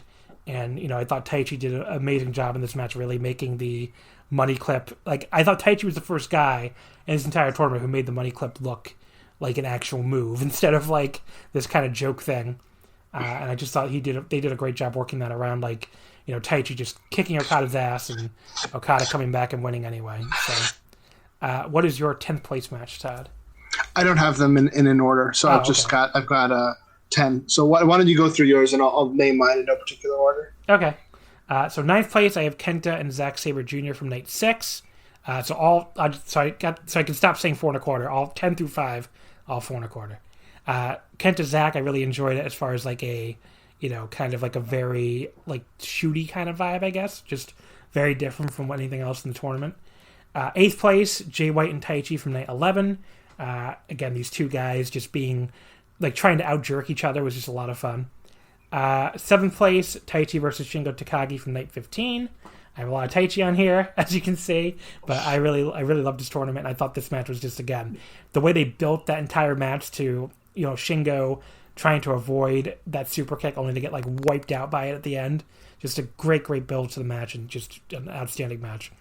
6th place, Suzuki versus Ishii from Night 1. Just a complete war with those two. Just exactly what you'd expect if you closed your eyes. 5th place, Kota Ibushi versus Taichi from Night 17. Just a brutal, like, back and forth, leg kick match. Just enjoy the hell out of that one. And 4th place, the next 3 matches here are all 4.5. 4th place, Kazuchika Okada versus Shingo Takagi from Night 13. An outstanding match, undoubtedly Okada's best match in this tournament. Just a really, really like, just two brand new, two guys who've never faced each other, just like having an outstanding match, really, not much else to say about it, really. 3rd place, Kota Ibushi versus Jay White from Night 3. Really just like, I thought they've had some really good matches before, but I like this even more than their G1 final last year, so, I just thought this was another outstanding match, and we'll see if they can top it when they meet at Power Struggle. 2nd place, Tetsuya Naito versus Zack Sabre Jr. from Night 4. Just like, as far as like working and like a completely different style from most of the other matches of this tournament. Just a lot of really outstanding mat work, and then, still working in some really, really great high spots by the end. Just a really, really fun match, and like it definitely would have been my favorite if not for the number 1 match, which was Tetsuya Naito versus Hiroshi Tanahashi from Night 2. 4 3/4 on my match of the year list. Just really, really, just like turning back the clock, especially for Tanahashi, and just, to me, undoubtedly the best match of this G1. So, what are your 10 favorite matches, Todd? So I have 5 in common with you and 5 that are different. And as mentioned, I will just have them in chronological order, as ranking is not my my thing. So I start off with Minoru Suzuki and Tomohiro Ishii from night one, as you had as well. Then Tetsuya Naito and Hiroshi Tanahashi from night two as well. And then Tetsuya Naito and Zack Sabre Jr. from night four. First one that I have that you did not was Kota Ibushi and Tomohiro Ishii from night five, which was a lot of fun. I thought Ishii was moving around a lot with Ibushi more so than you would expect, along with your brawling, your some high flying mix, and I thought it was some good stuff on the outside. A really fun match. Night seven, Tomohiro Ishii and Shingo Takagi. I'm actually forgetting. Was that on your list? No, I didn't. Okay. It was like just missed it. I think probably 11 or 12. I had it. Oh wait, no, actually, no, I didn't like that one that much. Now I think about it. Okay, so a tough guy, striking with each other, fun, more brawl type that I think fit into Ishii's wheelhouse. And I thought Shingo worked well with him. Night 13, Jeff Cobb and Tomohiro Ishii. You're noticing a trying to go with me. That one I really liked. What I forgot for Shingo and Ishii was to me it just weirdly dragged or something. But Ishii and Cobb was awesome. That was one that would have just missed my list. Yeah, that was it was a quick match, although it was actually the longest match Cobb had at the tournament. But really exciting. Cobb, power match, throwing each other around, and they got in and got out. Then Kota Ibushi and Minoru Suzuki from night 13. One thing I thought that the English announcers did a good job of pointing out on the final night in their commentary was something that I hadn't thought about to that point in the tournament. It made a lot of sense when they brought it up. Was that, Ibushi might have talked about this in his promos. I don't watch a lot of the promos. Was the idea that Ibushi was tailoring himself to different people's styles and sort of working similar to the way that they do and trying to beat them on their terms. And this was one where Ibushi went in there and he was just trying to out tough Minoru Suzuki, and they had a mean guy match, just going at it, each other and fighting and scrapping. I thought it was a lot of fun. Then next, Okada and Shingo from night 13, another one that you had. Then Ibushi and Taichi from night 17, another one you had, and then Ishii and White from night 17, the final, which I thought was a dramatic sort of come from behind win for Ishii against all of Jay White's tricks. So those are my 10. Ishii White definitely was also one that would have just been outside my top 10. That was awesome. But not Shingo and Ishii. That one sucked. No, not Shingo and Ishii. I'm sorry. I just wanted to make sure I corrected myself because people who listen to all my shows were probably like, "What the fuck are you talking about, John? You gave it 3.5 stars." So I'm sorry. But yeah, so the final order here, as far as how I ranked guys in the A block, and we'll both, I guess, wrap up their G1. In 10th place with a 3.17 average star rating, I have Yujiro Takahashi. For a guy who was always going to finish last place, I actually thought Yujiro had a good tournament. I thought he had a number of matches where he worked really well as an underdog and actually surprised me. The standouts would have been the Shingo match, the Ishii match, the Taichi match. Those have been my highest rated ones of his. And then a lot of other matches that were pretty solid, 3.25 or 3 stars. The only match of his I actively hated was the Okada match, and they should just never match those two up again, because that was Yujiro's only bad match of the tournament, and it really dragged Okada's average rating down as well. But yeah, other than that Okada match, I thought he had a really solid tournament and just better than I was expecting, I have to say. Yeah, he might have been better than I was expecting, but my expectations were low. I thought he was fine. The A block had a bunch of people who were trying to have really good matches every time out, and Yujiro, it felt like often was a little bit of a night off in terms of how hard that they were working. But like you said, I agree that he didn't have many matches that weren't at least pretty good. It wasn't like they were they just stood out in a negative way. I thought in general they were holding up their own end, and it was sort of a good example of that one was the match with Jay White, which I thought was not meant to be some prolific match, but I thought it was just a fun little match for what it was, of the story of Jay White coming out there in his tracksuit and sneakers, and expecting Yujiro was going to lose to him, and he didn't. So, yeah, I thought Yujiro had a good tournament on the Yujiro scale. Ninth place, I have Jeff Cobb with an average 3.22. I guess, judging by other people on the internet and what they've been saying, I guess I am lower on Cobb's G1 than some other folks. I didn't think he was bad. I mean, he had a bunch of good matches. His average is dragged down for me by a couple matches of his I didn't enjoy at all, or 3 matches actually. I didn't really like Cobb Suzuki. To be honest, I don't remember why, so I can't really tell you. It just stands out here on my spreadsheet. But the other 2 matches, I could definitely remember why I didn't like them. I didn't like Cobb Okada. I thought, it was just another one of these Okada money clip matches that just didn't work for me. And I really hated Cobb and Ospreay, so that was the one that really dragged him down. But the rest of his matches I thought were good to solid. The Ishii match was his only match above 4 stars for me, but then a couple were close. Cobb and Taichi and Cobb and White. So he had really good matches with people that were having good matches with everybody. But maybe the big disappointment of his tour for me would have been the Shingo match, which I thought those two would work better together than they did. Basically, I gave it 3.5 stars, but I would have expected to be a little better. So, but he wasn't bad or anything. He was fine.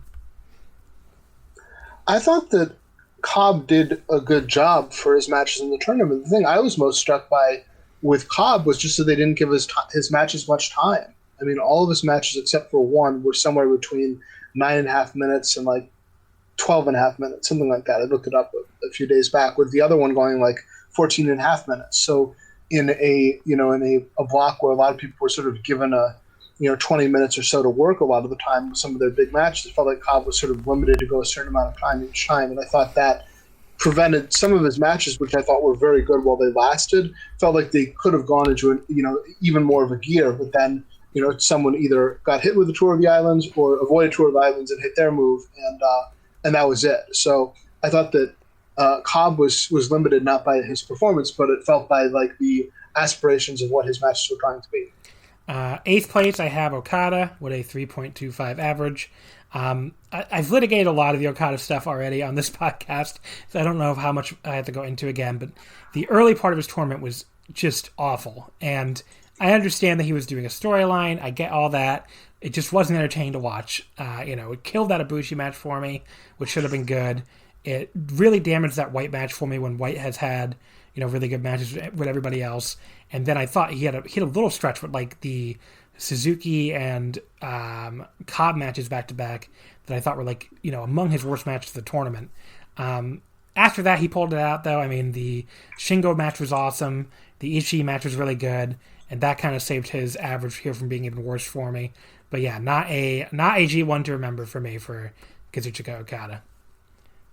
Yeah, I mean, it was a weird year for Okada. It feels like they still haven't sort of moved beyond this. I'm still not certain what the idea is with the paperclip, but I'm ready to move beyond the paperclip. Are you doing that on purpose? It's not money, John. It's not money. Well, money is just paper, according to some libertarians. So. I feel like he's trying to do something and it's not really working. I'm ready to just go back to the old Okada. I'm not really buying the idea that Okada is particularly hurt by the fans not being there, and that just sort of speaks to something inherent about his style. I think it's just more straightforward. His stuff hasn't been as good during this time period as it had been in the past. And watching him continually apply the Cobra clutches and as entertaining as the reversals for the Rainmakers, which is more impactful and leads to more exciting counters. So yeah, I feel like Okada is in kind of a weak position, and I think it sort of hurt some of the other people in the sense that the Ospreay turn, I am skeptical of on a number of levels. But one of the keys to it is I think if you want to have a lot of heat on the idea that Ospreay was chasing this goal of beating Okada this whole time and then needed to cheat to do it, the fact that Okada went into the match in this sort of weird place, I thought it took away some of the emotional resonance that might have been there had Okada moved into that on sort of a high point. So I think it may have the effect of hurting a little bit the turn of Ospreay because of where Okada is in his career. So yeah, definitely not one of Okada's stronger G1s. Yeah, and I totally agree with you about how it hurts the Ospreay turn, because it's like it does make it feel like, well, you needed B. Priestley and the great Okan to beat this guy that like plenty of other people at this level were able to beat pretty easily. It is a little weird, but yeah, I don't know, but we'll see where it goes. I assume we're gonna pay this off with Okada hitting the Rainmaker on Ospreay at the Dome and winning, but like I just don't know if that's is that payoff really worth what we had to sit through, I guess, is the question. And I would say no, I don't think it was. So I guess we'll see. 7th place. It felt like that was a leading question, and you confirmed that was not the leading question. 7th place, Will Ospreay with a 3.31. I am fully willing to admit that I am lower on a lot of his stuff than a lot of people. I mean, he had 3 matches at 4 stars flat for me: the Jay White match, the Shingo match, and the Ibushi match. A lot of people really liked all those matches better than I did. A lot of people liked the Ishii match a lot more than I did. So I'm sure I had him much lower than most people. He had a G1 where, I can't exactly say I didn't like his G1. I mean, he had plenty, putting everything else aside with him, obviously. I can't say I didn't like his G1. He had plenty of matches that I thought were good to great. But, just having to hear from people that he's totally changed his style while I'm watching him, do 1,000 flips per match was just a little annoying. It got really annoying after a while, because it's like, to me, he wrestles pretty much the same as he ever did. Now, will he change his style now that he's a heel? Maybe, now that he's officially a heel. I mean, he did beat Show with a leg lock, which I wasn't really expecting, but he did not change his style much during this tournament at all, just as a heavyweight. So I thought that was one of the most overrated narratives of this entire tournament. But there you go. I thought that Ospreay had a good tournament. I thought his matches were generally good, even if there were some other people in the tournament that had even better tournaments than he did. I think when we look back, clearly the key to this whole thing is how this heel turn affects his career moving forward, and that's still very much an open question. I think my concern with that is that Ospreay, I think, has cooled off to a lot of Western fans because of the way things were handled with the speaking out accusations and the way he responded to that.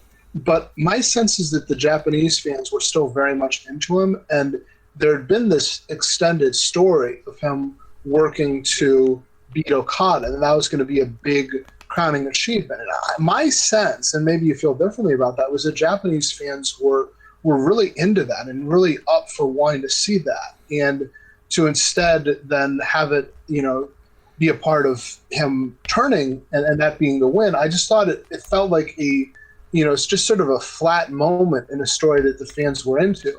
I don't know that that's going to create a lot of heat so much as just sort of,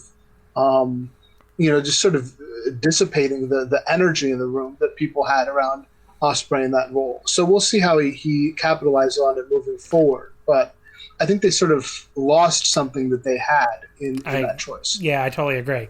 Now, here's a great question. I promise I'm trying to give you a leading question this time. I'm genuinely curious. Do you think heel is a good role for Will Ospreay?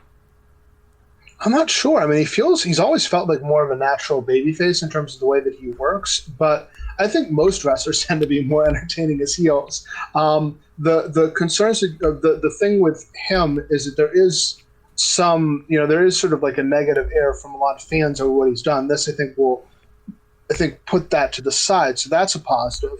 And then the big question is how he works, because his style is not a heel style at all. And if he switches it up, there's, of course, the danger that you take away some of the things that people liked about his other matches. So, it's very much an open question. Yeah, I think ring work wise, I don't know if I've ever seen anything from him in New Japan. I haven't seen really any of his British stuff, so maybe he's worked heel there and he's worked great. So I have no idea.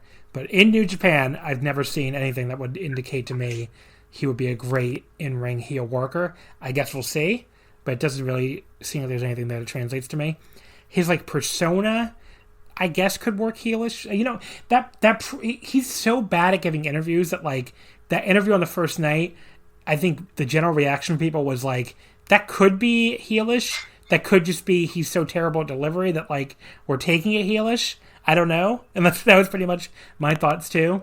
But yeah, I don't know. It's just I don't like his. Oh, sorry. Go ahead. On that note, I think the last 3 weeks on the Fix, the show I do with Wade Keller, emailers have emailed in each week asking me whether they think Will Ospreay's turning heel, and each time I've been like, I don't think so, guys. I mean, I see what you're saying. He is acting kind of weird and annoying, but I mean, I think that's just him sort of doing something and wanting to do it that way. So yeah, I was very much just sort of ignoring the signs, even as people were saying, hey, you might want to look at these signs. And I'm like, yeah, I see that, I noticed that, but I don't think that's a bus charging at me. But in fact, it was a bus charging at me. Well, Todd, to be fair to you, Will Ospreay has fucking done this before. I mean, remember during the Hiromu build-up last year where he just randomly started acting like a complete asshole? I mean, like, he has just randomly started acting like an asshole and been the heel in the feud, and just it went nowhere. Like, after it was over, it's like, oh, okay, I'm a good guy again. So he's definitely done that before. So I don't blame anybody who wasn't convinced it was definitely leading up to a heel turn. I just think he's just very bad at like the promo side of wrestling. So you could have taken that as a heel turn. You could have taken that as he was trying to do something wacky and it was coming off heelish. I don't know. But there you go. I wouldn't say I'm super pessimistic on how this is going to go. I guess I'm willing to give it a shot. I just don't necessarily expect it to work. So we'll see. And, I guess like every like Gaijin has to go heel eventually if they're going to be a top star in this company, but it is very... See, and I've heard that too, but to me, like, Ospreay was the exception. I think sometimes if you've got someone that isn't like fully over, having them be a heel sort of allows you to build credibility in them before they turn babyface. But that's part of why I was skeptical they were doing that, because I thought that like the fans were with Ospreay. They were, in my view, they were ready to fully get behind him. And to me, the big crowning achievement of him into a main event player as a babyface was going to be the win over Okada. And so it was very surprising to me that they would move in this side direction before getting to that. Now they can't do that because Okada Ospreay beating Okada for the first time, being a crowning happy achievement, can't be done now. So I think he was one where you didn't have to do that. I think that you could have, and what I talked about last week was the idea that he would draw with Okada here, and he would still fall short one more time, and he would issue the challenge for the Tokyo Dome, and the Tokyo Dome finally get the big win over Okada, and that would be him, moving into a top position. And clearly that isn't the direction they chose, and we'll see how it goes. Yeah, I mean, I agree. I think that probably would have been definitely a safer direction, but I'm not surprised when they do it because I've seen it with so many white people at this point that it's like, okay. Number 6, Minoru Suzuki. I have him 3.33. I mean, Suzuki's a guy who I really enjoyed his top end stuff. Ibushi, Ishii, Taichi, and Jay White, all 4 stars or above. And then I had another one, Shingo, that was really close to 4. But then I had a couple matches of his I really didn't like at all. The Cobb match, the Okada match, the Ospreay match. The Ospreay match was like totally Will's fault because Will just could not sell this arm or whatever the hell. Yeah, it was an arm, I think. And his arm selling was just so hideously awful in that match that it ruined the match for me. But it drags down Suzuki's average. So what are you going to do? But yeah, I mean, I thought he had a really good tournament for the most part. But there were some matches here that dragged him down a bit for me. I was higher on Suzuki than you were. I thought he had a terrific tournament. I really liked Suzuki throughout. I just thought he was, he was just peak Suzuki. I mean, he was the same, angry, violent man every night out. I thought he had lots of really exciting matches. I thought that to me he was the second place in the MVP for the entire tournament in terms of the quality of his matches. And I thought really highly of his performances. 5th place, big jump here from 6th to 5th. I have Kota Ibushi with a 3.83 average, so a half star higher. Ibushi, I mean, again, for a lot of people were saying if Sonata had won this tournament, it would have been the worst tournament by a tournament winner, and I totally get that. Ibushi won this tournament with, I think, one of his weakest performances ever as far as the whole G1 goes, and the fact that a 3.83 average is probably his weakest G1 I could think of says more about Kota Ibushi than anything. I mean, he still had a really good tournament, but I think by his standard, the very high standard he set for himself, I thought this was probably the weakest one of his tournaments I could think of. I mean, he had only quote unquote 4.5 star match with Jay White for me, and then just like a bunch of stuff that was like really good, like 4-star, 4.25, and then like the Okada match just being such a downer is like really dragging him down here because I only gave that 3 stars. But as far as like he just didn't have quite as many like super high peaks for me as he has in past years. But again, he still had a great tournament. It's just not quite up to his own like very lofty standards.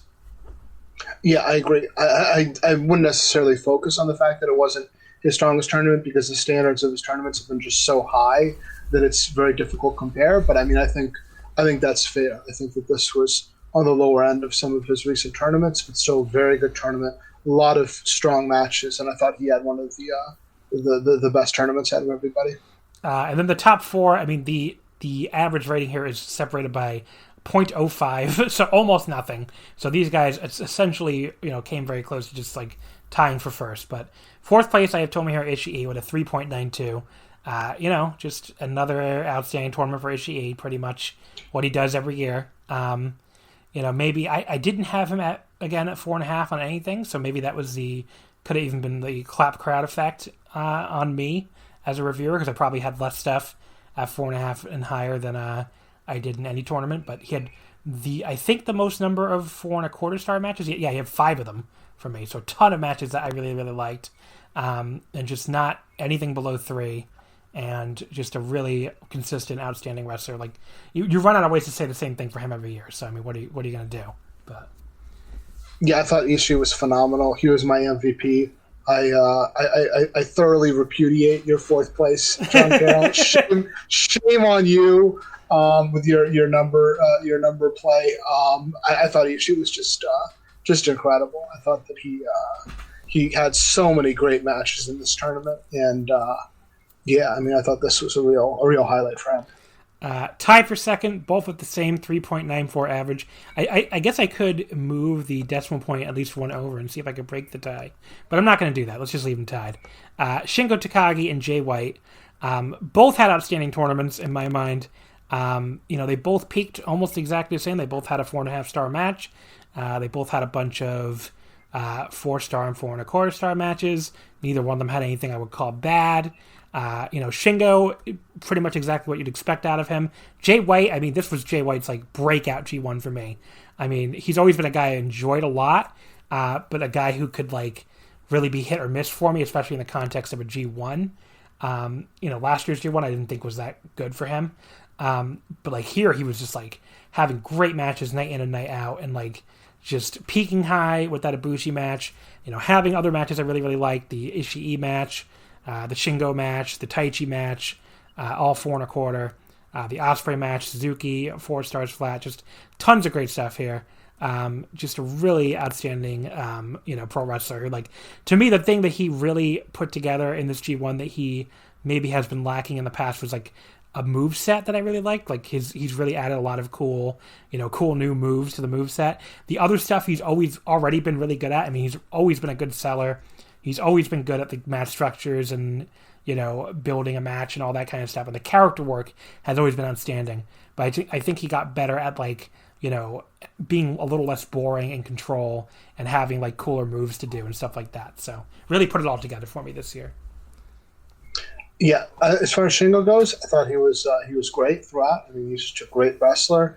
I was a little bit disappointed that, although it's understandable because there was a lot of depth in this tournament, that he wasn't more of a focal point in terms of getting some big wins and being presented as somebody on the rise. But there's still time for that. I'm ready. I'm ready for Shingo to be moved up to a more prominent position on the card. But I thought he stood out with his the quality of his work in this tournament.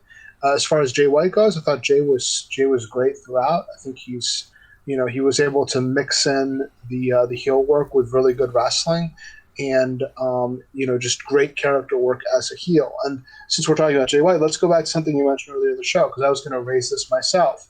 On the one hand, it feels kind of crazy to raise the question to me of Jay White going babyface, because he's only been, in the role that he is now for, a couple of years now, and he's so effective as a heel. I mean, I think he's probably the best overall heel in the business when you put all the different facets of it together. And it isn't like there's sort of a clamoring for him in a different role, but I look at the combination of that they are setting up a feud with Evil, which makes sense, and you don't really need him in the Bullet Club with Kent and Evil already in that position, and they are doing a bunch of these interference finishes and a bunch of different wrestlers, so there's a repetitiveness there. And then the fact that Jay is just so fluid and smooth in the ring that I think it would just be awesome to see him without the stalling and the interference, and just trying to have the best possible matches without trying to not make you like him too much. And then a final factor, which is that, New Japan has, in recent years risen in their popularity in foreign markets. And right now with the Ospreay turn, their top 3 foreigners are all heels now. And I think there's something to be said for having a popular foreign babyface for the foreign markets. And I think Jay White could become a, cool babyface in a short amount of time that I look at it and I'm like, this doesn't seem like that bad of an idea to me. Yeah, I totally agree. And I think that's where we're going. So I'm pretty excited to see how it goes. I mean, look, worst case scenario, if it doesn't work as well as you were expecting, you can always turn him heel again. I mean, it's not like he can never be a heel again. But, he is an outstanding heel, so I could totally see being worried about, messing with that. But, like you said, he's so smooth in the ring now. Maybe he just kills it as a babyface. So, my number one wrestler in the A block, and hopefully Joe Lange is listening to hear this, the A block MVP, Taichi, with a 3.97 average rating. And Taichi, he didn't even peak as high for me as Jay or Shingo. He doesn't have a 4.5-star match, but he had such a high floor for me. Like every match of his, I mean, the lowest rated matches of his I have in the tournament were the Ospreay match and the Yujiro match, which I both won 3.5 on. And then, he had just a ton of 4-star matches. Ishii, Suzuki, I went 4 flat on, and a bunch of 4.25. Ibushi, Okada, Shingo, Jay White. I mean, he got the best match out of Okada by far during that early portion where Okada just didn't want to do anything but sell and then go for the money clip, which I thought was, like, compared to what everybody else got out of that Okada, I thought was a pretty amazing accomplishment. So yeah, I think he was like the glue guy of this block. I mean, every time he went out there, I thought he had a really good match, even if he didn't quite peak as high as Shingo or Jay White did. So not surprised where he ended up in this average, and I think it's well deserved. So I can't be on board with that, the number one guy in this block, but I did think he had a good tournament. I thought that he had a bunch of really good matches. I thought that he seemed more motivated. He had different types of matches, which was good. I thought this was his strongest. I mean, this might have been the strongest run of his New Japan career. So I think he's done well for himself. But I don't know about number one in this block. All right, who'd you put above him? I assume Shingo and White for sure. Probably Ishii for sure. Probably Ibushi and Suzuki based on what you said. Would that be it? Who else is left? So we've got Ospreay, Okada, Cobb, and Yujiro. Okay. Obviously, he's above Yujiro. Okada had such a weird tournament. I mean, he was one that had really good matches and some really bad ones. I don't think that Taichi had anything that was as good as Okada and Shingo. I would agree, actually. But I think I agree with you. I think there was more consistency to Taichi's tournament than Okada. So I can see arguments both ways there. With Cobb, I mean, they didn't give Cobb that much time, but I thought what he did was so consistently strong. And then who was the other one? Ospreay. I thought Ospreay had a pretty darn good tournament. Even if he wasn't as good as some of those other ones. Yeah, I don't feel super strong about any of those. Okay, well there you go. Taichi's my number one, and he's probably Todd's number 8 or 9, apparently. But there you go. The B block here, with the much maligned B block. There's less people at the top here at B block for sure. I mean, there's my number 1 overall wrestlers in B block, and no one's going to be surprised who it is. But then after that, it drops off because my number 2 in B block would be tied for 5th in the A block. My number 3, 3 and 4 would be higher. But yeah, like after that, so there's just more high-end stuff in the A block for sure. But I enjoyed the B block, especially the early and late portions of it, and even if it did become a little bit of a slog in the middle, and I still had a lot of fun with some of these matches. So let's go through the averages here. 10th place, Toru Yano with an average of exactly 3 stars.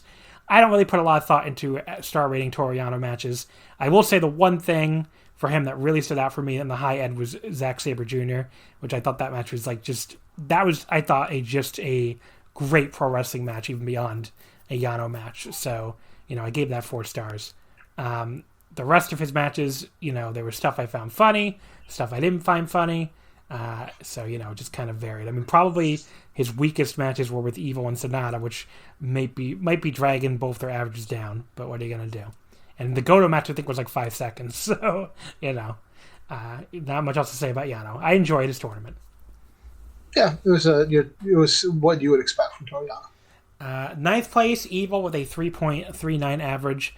Evil, I mean, he had 3 matches that I gave exactly 4 stars, which was shockingly awesome Yoshihashi match. The Naito match that I really liked, I thought was their best match together, and the Sonata match.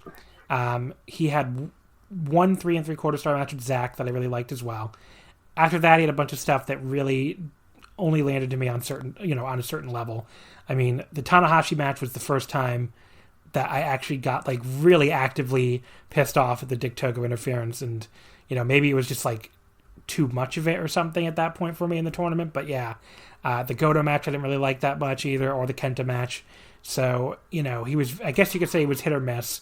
I didn't think he was as bad as some people were saying, but I'm not surprised he finished 9th place for me. I guess that's the best way I could put it.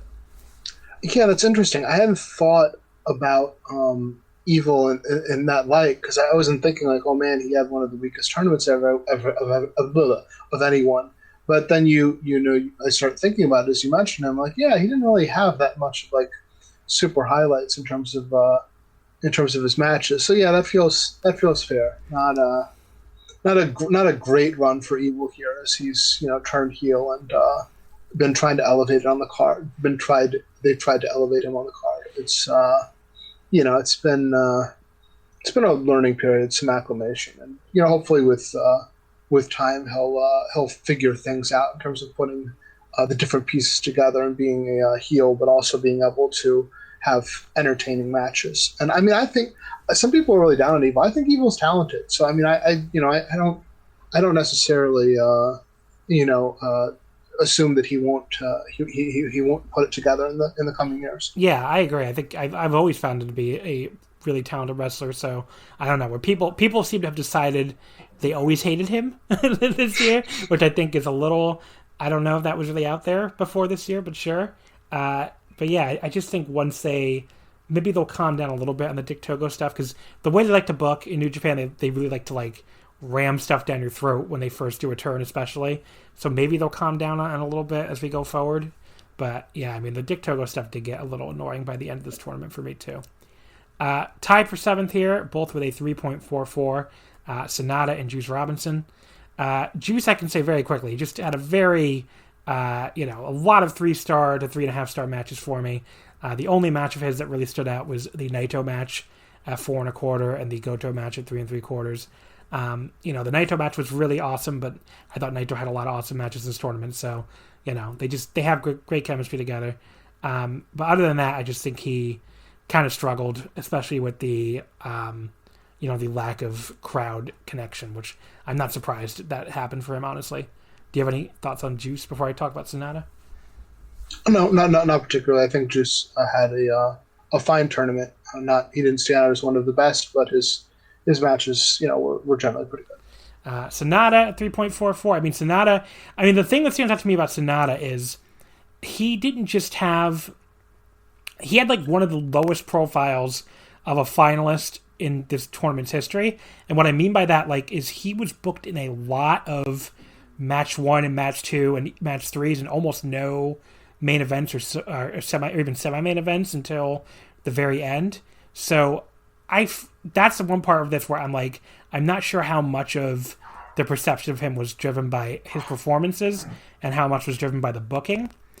He definitely didn't do anything to like stand out early in the tournament. That is for sure. I really like the Goto match, like at the very first night of the B block, I think, which I gave 3 3/4. But like other than that, his early stuff, you know, he was very early in the card. A lot of it didn't stand out. The Zach match especially was very disappointing because the two of them have had really good matches before. But I thought the Naito match too was, you know, again, I went 3 3/4, a little disappointing.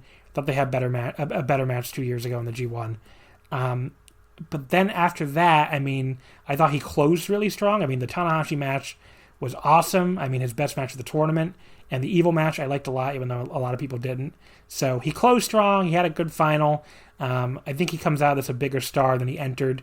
And, you know, I think the Japanese fans do like him a lot. But, like, I totally get why he wasn't beloved by the Western internet fans, I guess I'll say, entering this tournament. And I don't think he did a ton to change his lot with them, I guess. So, yeah, they made an effort here with Sonata. And I'm going to be interested to see where it goes from here, because on the one hand, I think, you know, you can think of it as this being an early point in Sonata moving into a guy that's going to be more of a key player. And I could also see it being a deal where he's more sort of like a Hiroki Goto, where he flirts with the idea of being more of a top player and then sort of settles into a lower role on the card. And I would tend to think that it's more likely that he's going to settle on a lower role on the card when you look at both his career in general as well as this tournament. He's a solid wrestler, but I don't think that there's on a card that has so many people that stand out, not only in terms of really great wrestlers, but in terms of big personalities.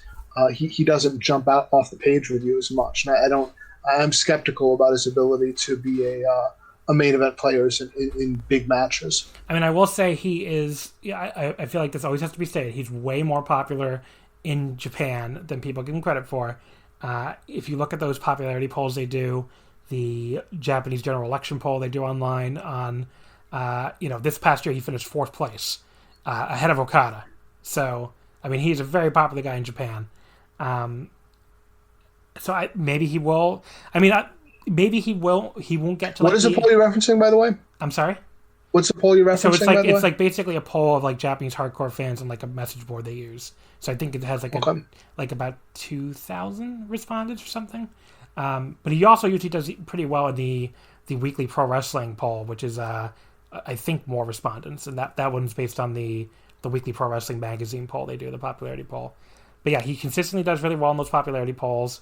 I think he's in the most popular unit, so that obviously helps him a lot. But like, yeah, I don't know. I think the popularity is there, and I get why they're continuing to push him. Even if, I think if you're a Western fan who doesn't like Sonata, I think you should be prepared for him to be near the top of the card for the next 5 years. He's only 32 years old too. I mean, he's younger than I think people think he is. So, compared to like, Naito, who's like 38, Ibushi's 38, Tanahashi's obviously like, I think 41 or 42. So, he's a young guy. I mean, there's time to get him there. I don't think he'll ever be like the top star in the company, but I could see him win the title at some point. I definitely could see it. So, I guess we'll see what happens. But you're right. He could end up being, I think you could very well be right that he could end up being the Goto of this generation, where he gets a million title shots and he always like, because Goto, I think people forget how high up Goto was at one time. I mean, he got a million IWGP heavyweight title shots. He won tournaments. He went to a lot of finals. That could be Sonata's role, to be the guy who gets close and never quite gets there. But that's still a top role, That's still a guy who, is going to be. I think he'll be around the top of the card for a long time to come, whether he actually ever wins the big one, quote unquote, or not. So, but I guess we'll see. Sixth place, I have Hiroki Goto. Speaking of Goto, at a 3.56 average. I thought he had a good tournament. I mean, he didn't peak high. 3 4-star matches was his highest for me with Tanahashi, Yoshihashi, and Naito. Didn't really have a low floor either. Just, a good, enjoyable tournament from Hiroki Goto. Exactly what you would expect out of him. Yeah, I agree. Fifth place, Kenta at 3.61. He was a guy who was like much more hit or miss for me. Like the matches he had that I really liked, the Tanahashi match, the Naito match, the Zack Sabre Jr. match, and then a little bit of lower level, the Goto match and the Yoshihashi match. I really liked those matches. On the other hand, the Juice match I thought was pretty poor. The Sonata match really didn't do much for me. The Evil match was a big disappointment when, it was this big Bullet Club showdown, and it just didn't live up to that at all. So, he was very hit or miss for me, but the stuff that hit was, hit high enough to get him here into fifth place. So, yeah, I thought I thought that Kenta was effective in what he was trying to do. I mean, Kenta isn't trying to be like super worker, having the amazing match every time. I mean, he's not 2008 Kenta anymore. He's a guy that's that's slowed down, and he's relied a lot on the character work, and I think he's very effective in his current role. And I thought he was effective throughout this tournament. It didn't mean a bunch of outstanding matches throughout, but I thought that it was effective character work, and I thought the matches were entertaining enough. I thought he did a good job. Fourth place, the man who made the people eat crow, Yoshihashi, with an average of 3.64. He was awesome in this tournament. I'm with you. Yoshi had a good tournament. I'm proud of him. Fourth place. He the Tanahashi match, the Goto match, the Evil match, the Naito match, all at 4 stars for me. And then right behind that, the Zack and the Kenta match. It would be even higher if I didn't dislike the match he had with Sonata so much. But yeah, I mean, he just had a great tournament. I mean, like, this is a guy who people groaned when he was announced for this tournament. People complained a lot about him. But he went out there every night, showed amazing fire, really showed people why they ever liked him in the first place. And, he's a guy that I get why people don't like him. And he's definitely come up small before in some big spots. But, man, was he fired up to be back in this G1. You could just tell pretty much the moment he stepped in there that he was super fired up to be in the G1 after being left out last year. And he made the most of it. I mean, he showed great babyface fire, great underdog stuff, just really, really fun from Yoshihashi. Yeah, I may have cast aspersions against Yoshihashi in the past. That may have happened. But yeah, I agree. I thought he came through in this tournament. I thought he might have had the best run of his career, really. I mean, it was not only the quality of the matches were good, but I just enjoyed the fire. He was in there with a bunch of these nasty heels, and he was ornery, and he fought back, and he showed fire throughout. I thought it was a real strong tournament for Yoshihashi. So yeah, I mean, I think they gave him that moment the other month where they all celebrated him in the 6-man title in Kurikan, and yeah, it's a nice little run for Yoshihashi. He may not have had the greatest career of all, but I think he deserves mentioning in this tournament because he stood out in a positive sense for sure. The third place, Zack Sabre Jr. at a 3.72. So Zack early on was like neck and neck with Naito for my B block / overall MVP, and he did peter off a little bit from that level. The early stuff for him was like some of my favorite stuff. The Evil match was like shockingly good, like a 3 3/4 star match. The Naito match was my second favorite match of the entire tournament. The Kenta match was awesome, also made my top 10. But after that, the Sonata match was like really disappointing for what the two of them did, in prior matches. And like last year's G1, they had this awesome match at Dallas that I was at live, and this did not come close to that, I thought, or the Tokyo Dome match they had either. The Juice match was not very good, or not that great. The Goto match was like 2 seconds because, I don't know, maybe Goto was like legitimately injured. So there's some stuff here that dragged him down a little bit, but he definitely had a really great tournament overall, and I really liked a lot of his matches. So yeah, I don't know that I'd say that like Sabre had like a particularly strong tournament for Sabre standards. I thought it was sort of what you'd expect from Zack Sabre Jr. He's just really good. I mean, so if you have Sabre in there with a bunch of different wrestlers and in New Japan the quality is pretty high, he's going to have a lot of fun matches with his style, particularly in the G1, because he offers a change of pace because the style is different than a lot of the other guys. So I don't think this was by any means one of like the better runs of his career, but Zack Saber's a really good wrestler, and so he had a tournament befitting a really good wrestler. In second place, Hiroshi Tanahashi with a 3.83. He's Hiroshi Tanahashi. He has really good matches. It's not breaking news, really. The Naito match at 4 3/4 helps out his average a lot, but then you also have the Kenta match I really liked, the Goto match, the Yoshihashi match, just a bunch of really good stuff here. The only thing dragging him down a little bit is that the match with Evil, one of his big main events, I really didn't think was that great, but he closed his tournament strong with Sonata and Zack Sabre Jr. on the last night, so definitely had yet another really good tournament for Hiroshi Tanahashi. Not a big surprise. Yep. Yeah. Hiroshi Tanahashi is a very good wrestler.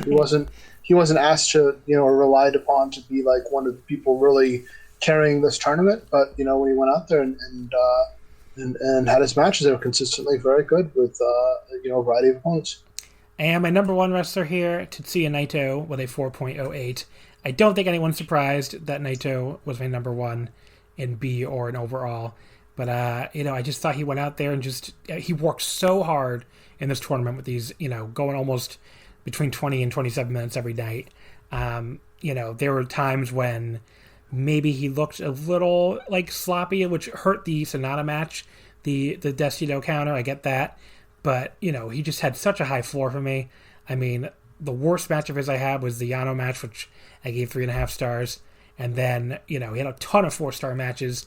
Kenta, Evil, Goto. I really liked all those matches. Juice I thought was awesome. And then he had the 4.5-star match with Zack. The match of the tournament with Tanahashi. Just knocked out of the park, in my opinion. And, it's unfortunate as a Naito fan that, like, his tournament, quote unquote, as the champion had to be during this COVID era because, it's without the crowds going wild for him. It is something I guess y'all miss, but I mean, he still had an outstanding tournament. So, I thought he was just a really good wrestler here. Really, really given the ball, especially in the early portion of the B block shows, especially. And I thought he really carried this block, through the early portion, especially. So. Yeah, so it sounds like you were a little bit higher on Naito's tournament than I was. I thought that the fact that he went long so often at times worked to his advantage, at times worked to his disadvantage. I thought that there were matches that were really good, and the fact that they had the time to let it breathe added to the matches. I thought there were other matches where the fact that they went so long made the matches drag early on, and at times took crowds out of it a little bit relative to what I think they could have done if they tightened it up. So I thought it was a mixed bag. But as the as the IWGP champion, he's Intercontinental champion for that matter. He's going to be relied upon to be in key matches every night. And as you mentioned, he worked very hard to give the best performances he could in that role. So there you go. That's the wrap up of the tournament. I guess final thoughts on the tournament. I'm not going to remember this as one of the all-time best G1s for sure. I mean, to me, if you're going to put tiers of G1s, as far as G1s I've seen all the way through, which will go back to 2013, this would be a mid-tier G1 to me. It's not the worst G1 I've ever seen. I think 2018 is still my least favorite G1, but it's definitely below the top tier ones, which to me are 2013, 2015, and 2017. It's somewhere in there with 2014, 2016, and 2019. I think for sure I like 2019 better. The other two I'd have to think about, so it's somewhere in that ranking. But not a terrible G1, and for the circumstances, I think they really, it could have been a lot worse. I think is the best thing I can say. And I enjoyed pretty much all the shows. Only a couple of shows that I didn't enjoy. So I would say this was a good G1, maybe very good G1, and definitely better than the worst G1 I've ever seen. That sounds right to me. I mean, I think the way that you're going to categorize it is just, I think depending on sort of what you're framing it as, like in the sense of like if you're just comparing it to other G1s, you might say it's just a good G1. If you're just comparing it to wrestling in general, I think the standard of the last few years has been very good consistently. So I don't think this has been like you. I don't think this was one of the top ones, but they had some handicaps with those smaller crowds and the inability to cheer. And if you put those factors in there, you might expect it to struggle compared to some of the recent G1s. And while it might not have been the best of the bunch, I thought that they did a really good job given the limitations. It was a very fun tournament. Yeah, I thought it. I honestly, going into this, I thought it was going to be worse. I mean, that's the best. That's a compliment I can give it. I thought it was going to be more of a struggle to get through 19 shows without crowd cheering. Part of that is because the crowd just gave up at some points on not cheering, and they just started cheering, a little bit, which they probably shouldn't be doing. But that definitely helped. So it definitely was not a drag to get through it all. So that's a high. Not at all, no. Yeah. All right, Todd. Why don't you go ahead and give us the big plug here? Well, I don't know if I can do a big plug, but I'll do a little plug. Sure. Todd Martin MMA is the Twitter handle. So if you want to follow me, you can follow me there.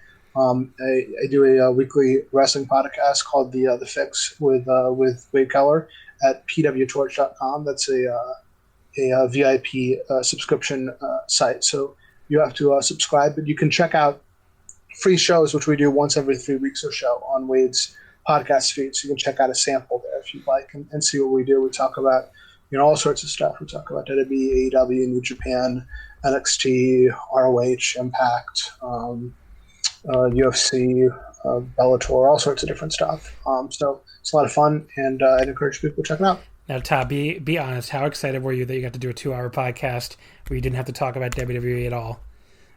I mean, look. I mean, the WWE product is so much fun to talk about. I don't know how anyone could get disappointed about covering WWE.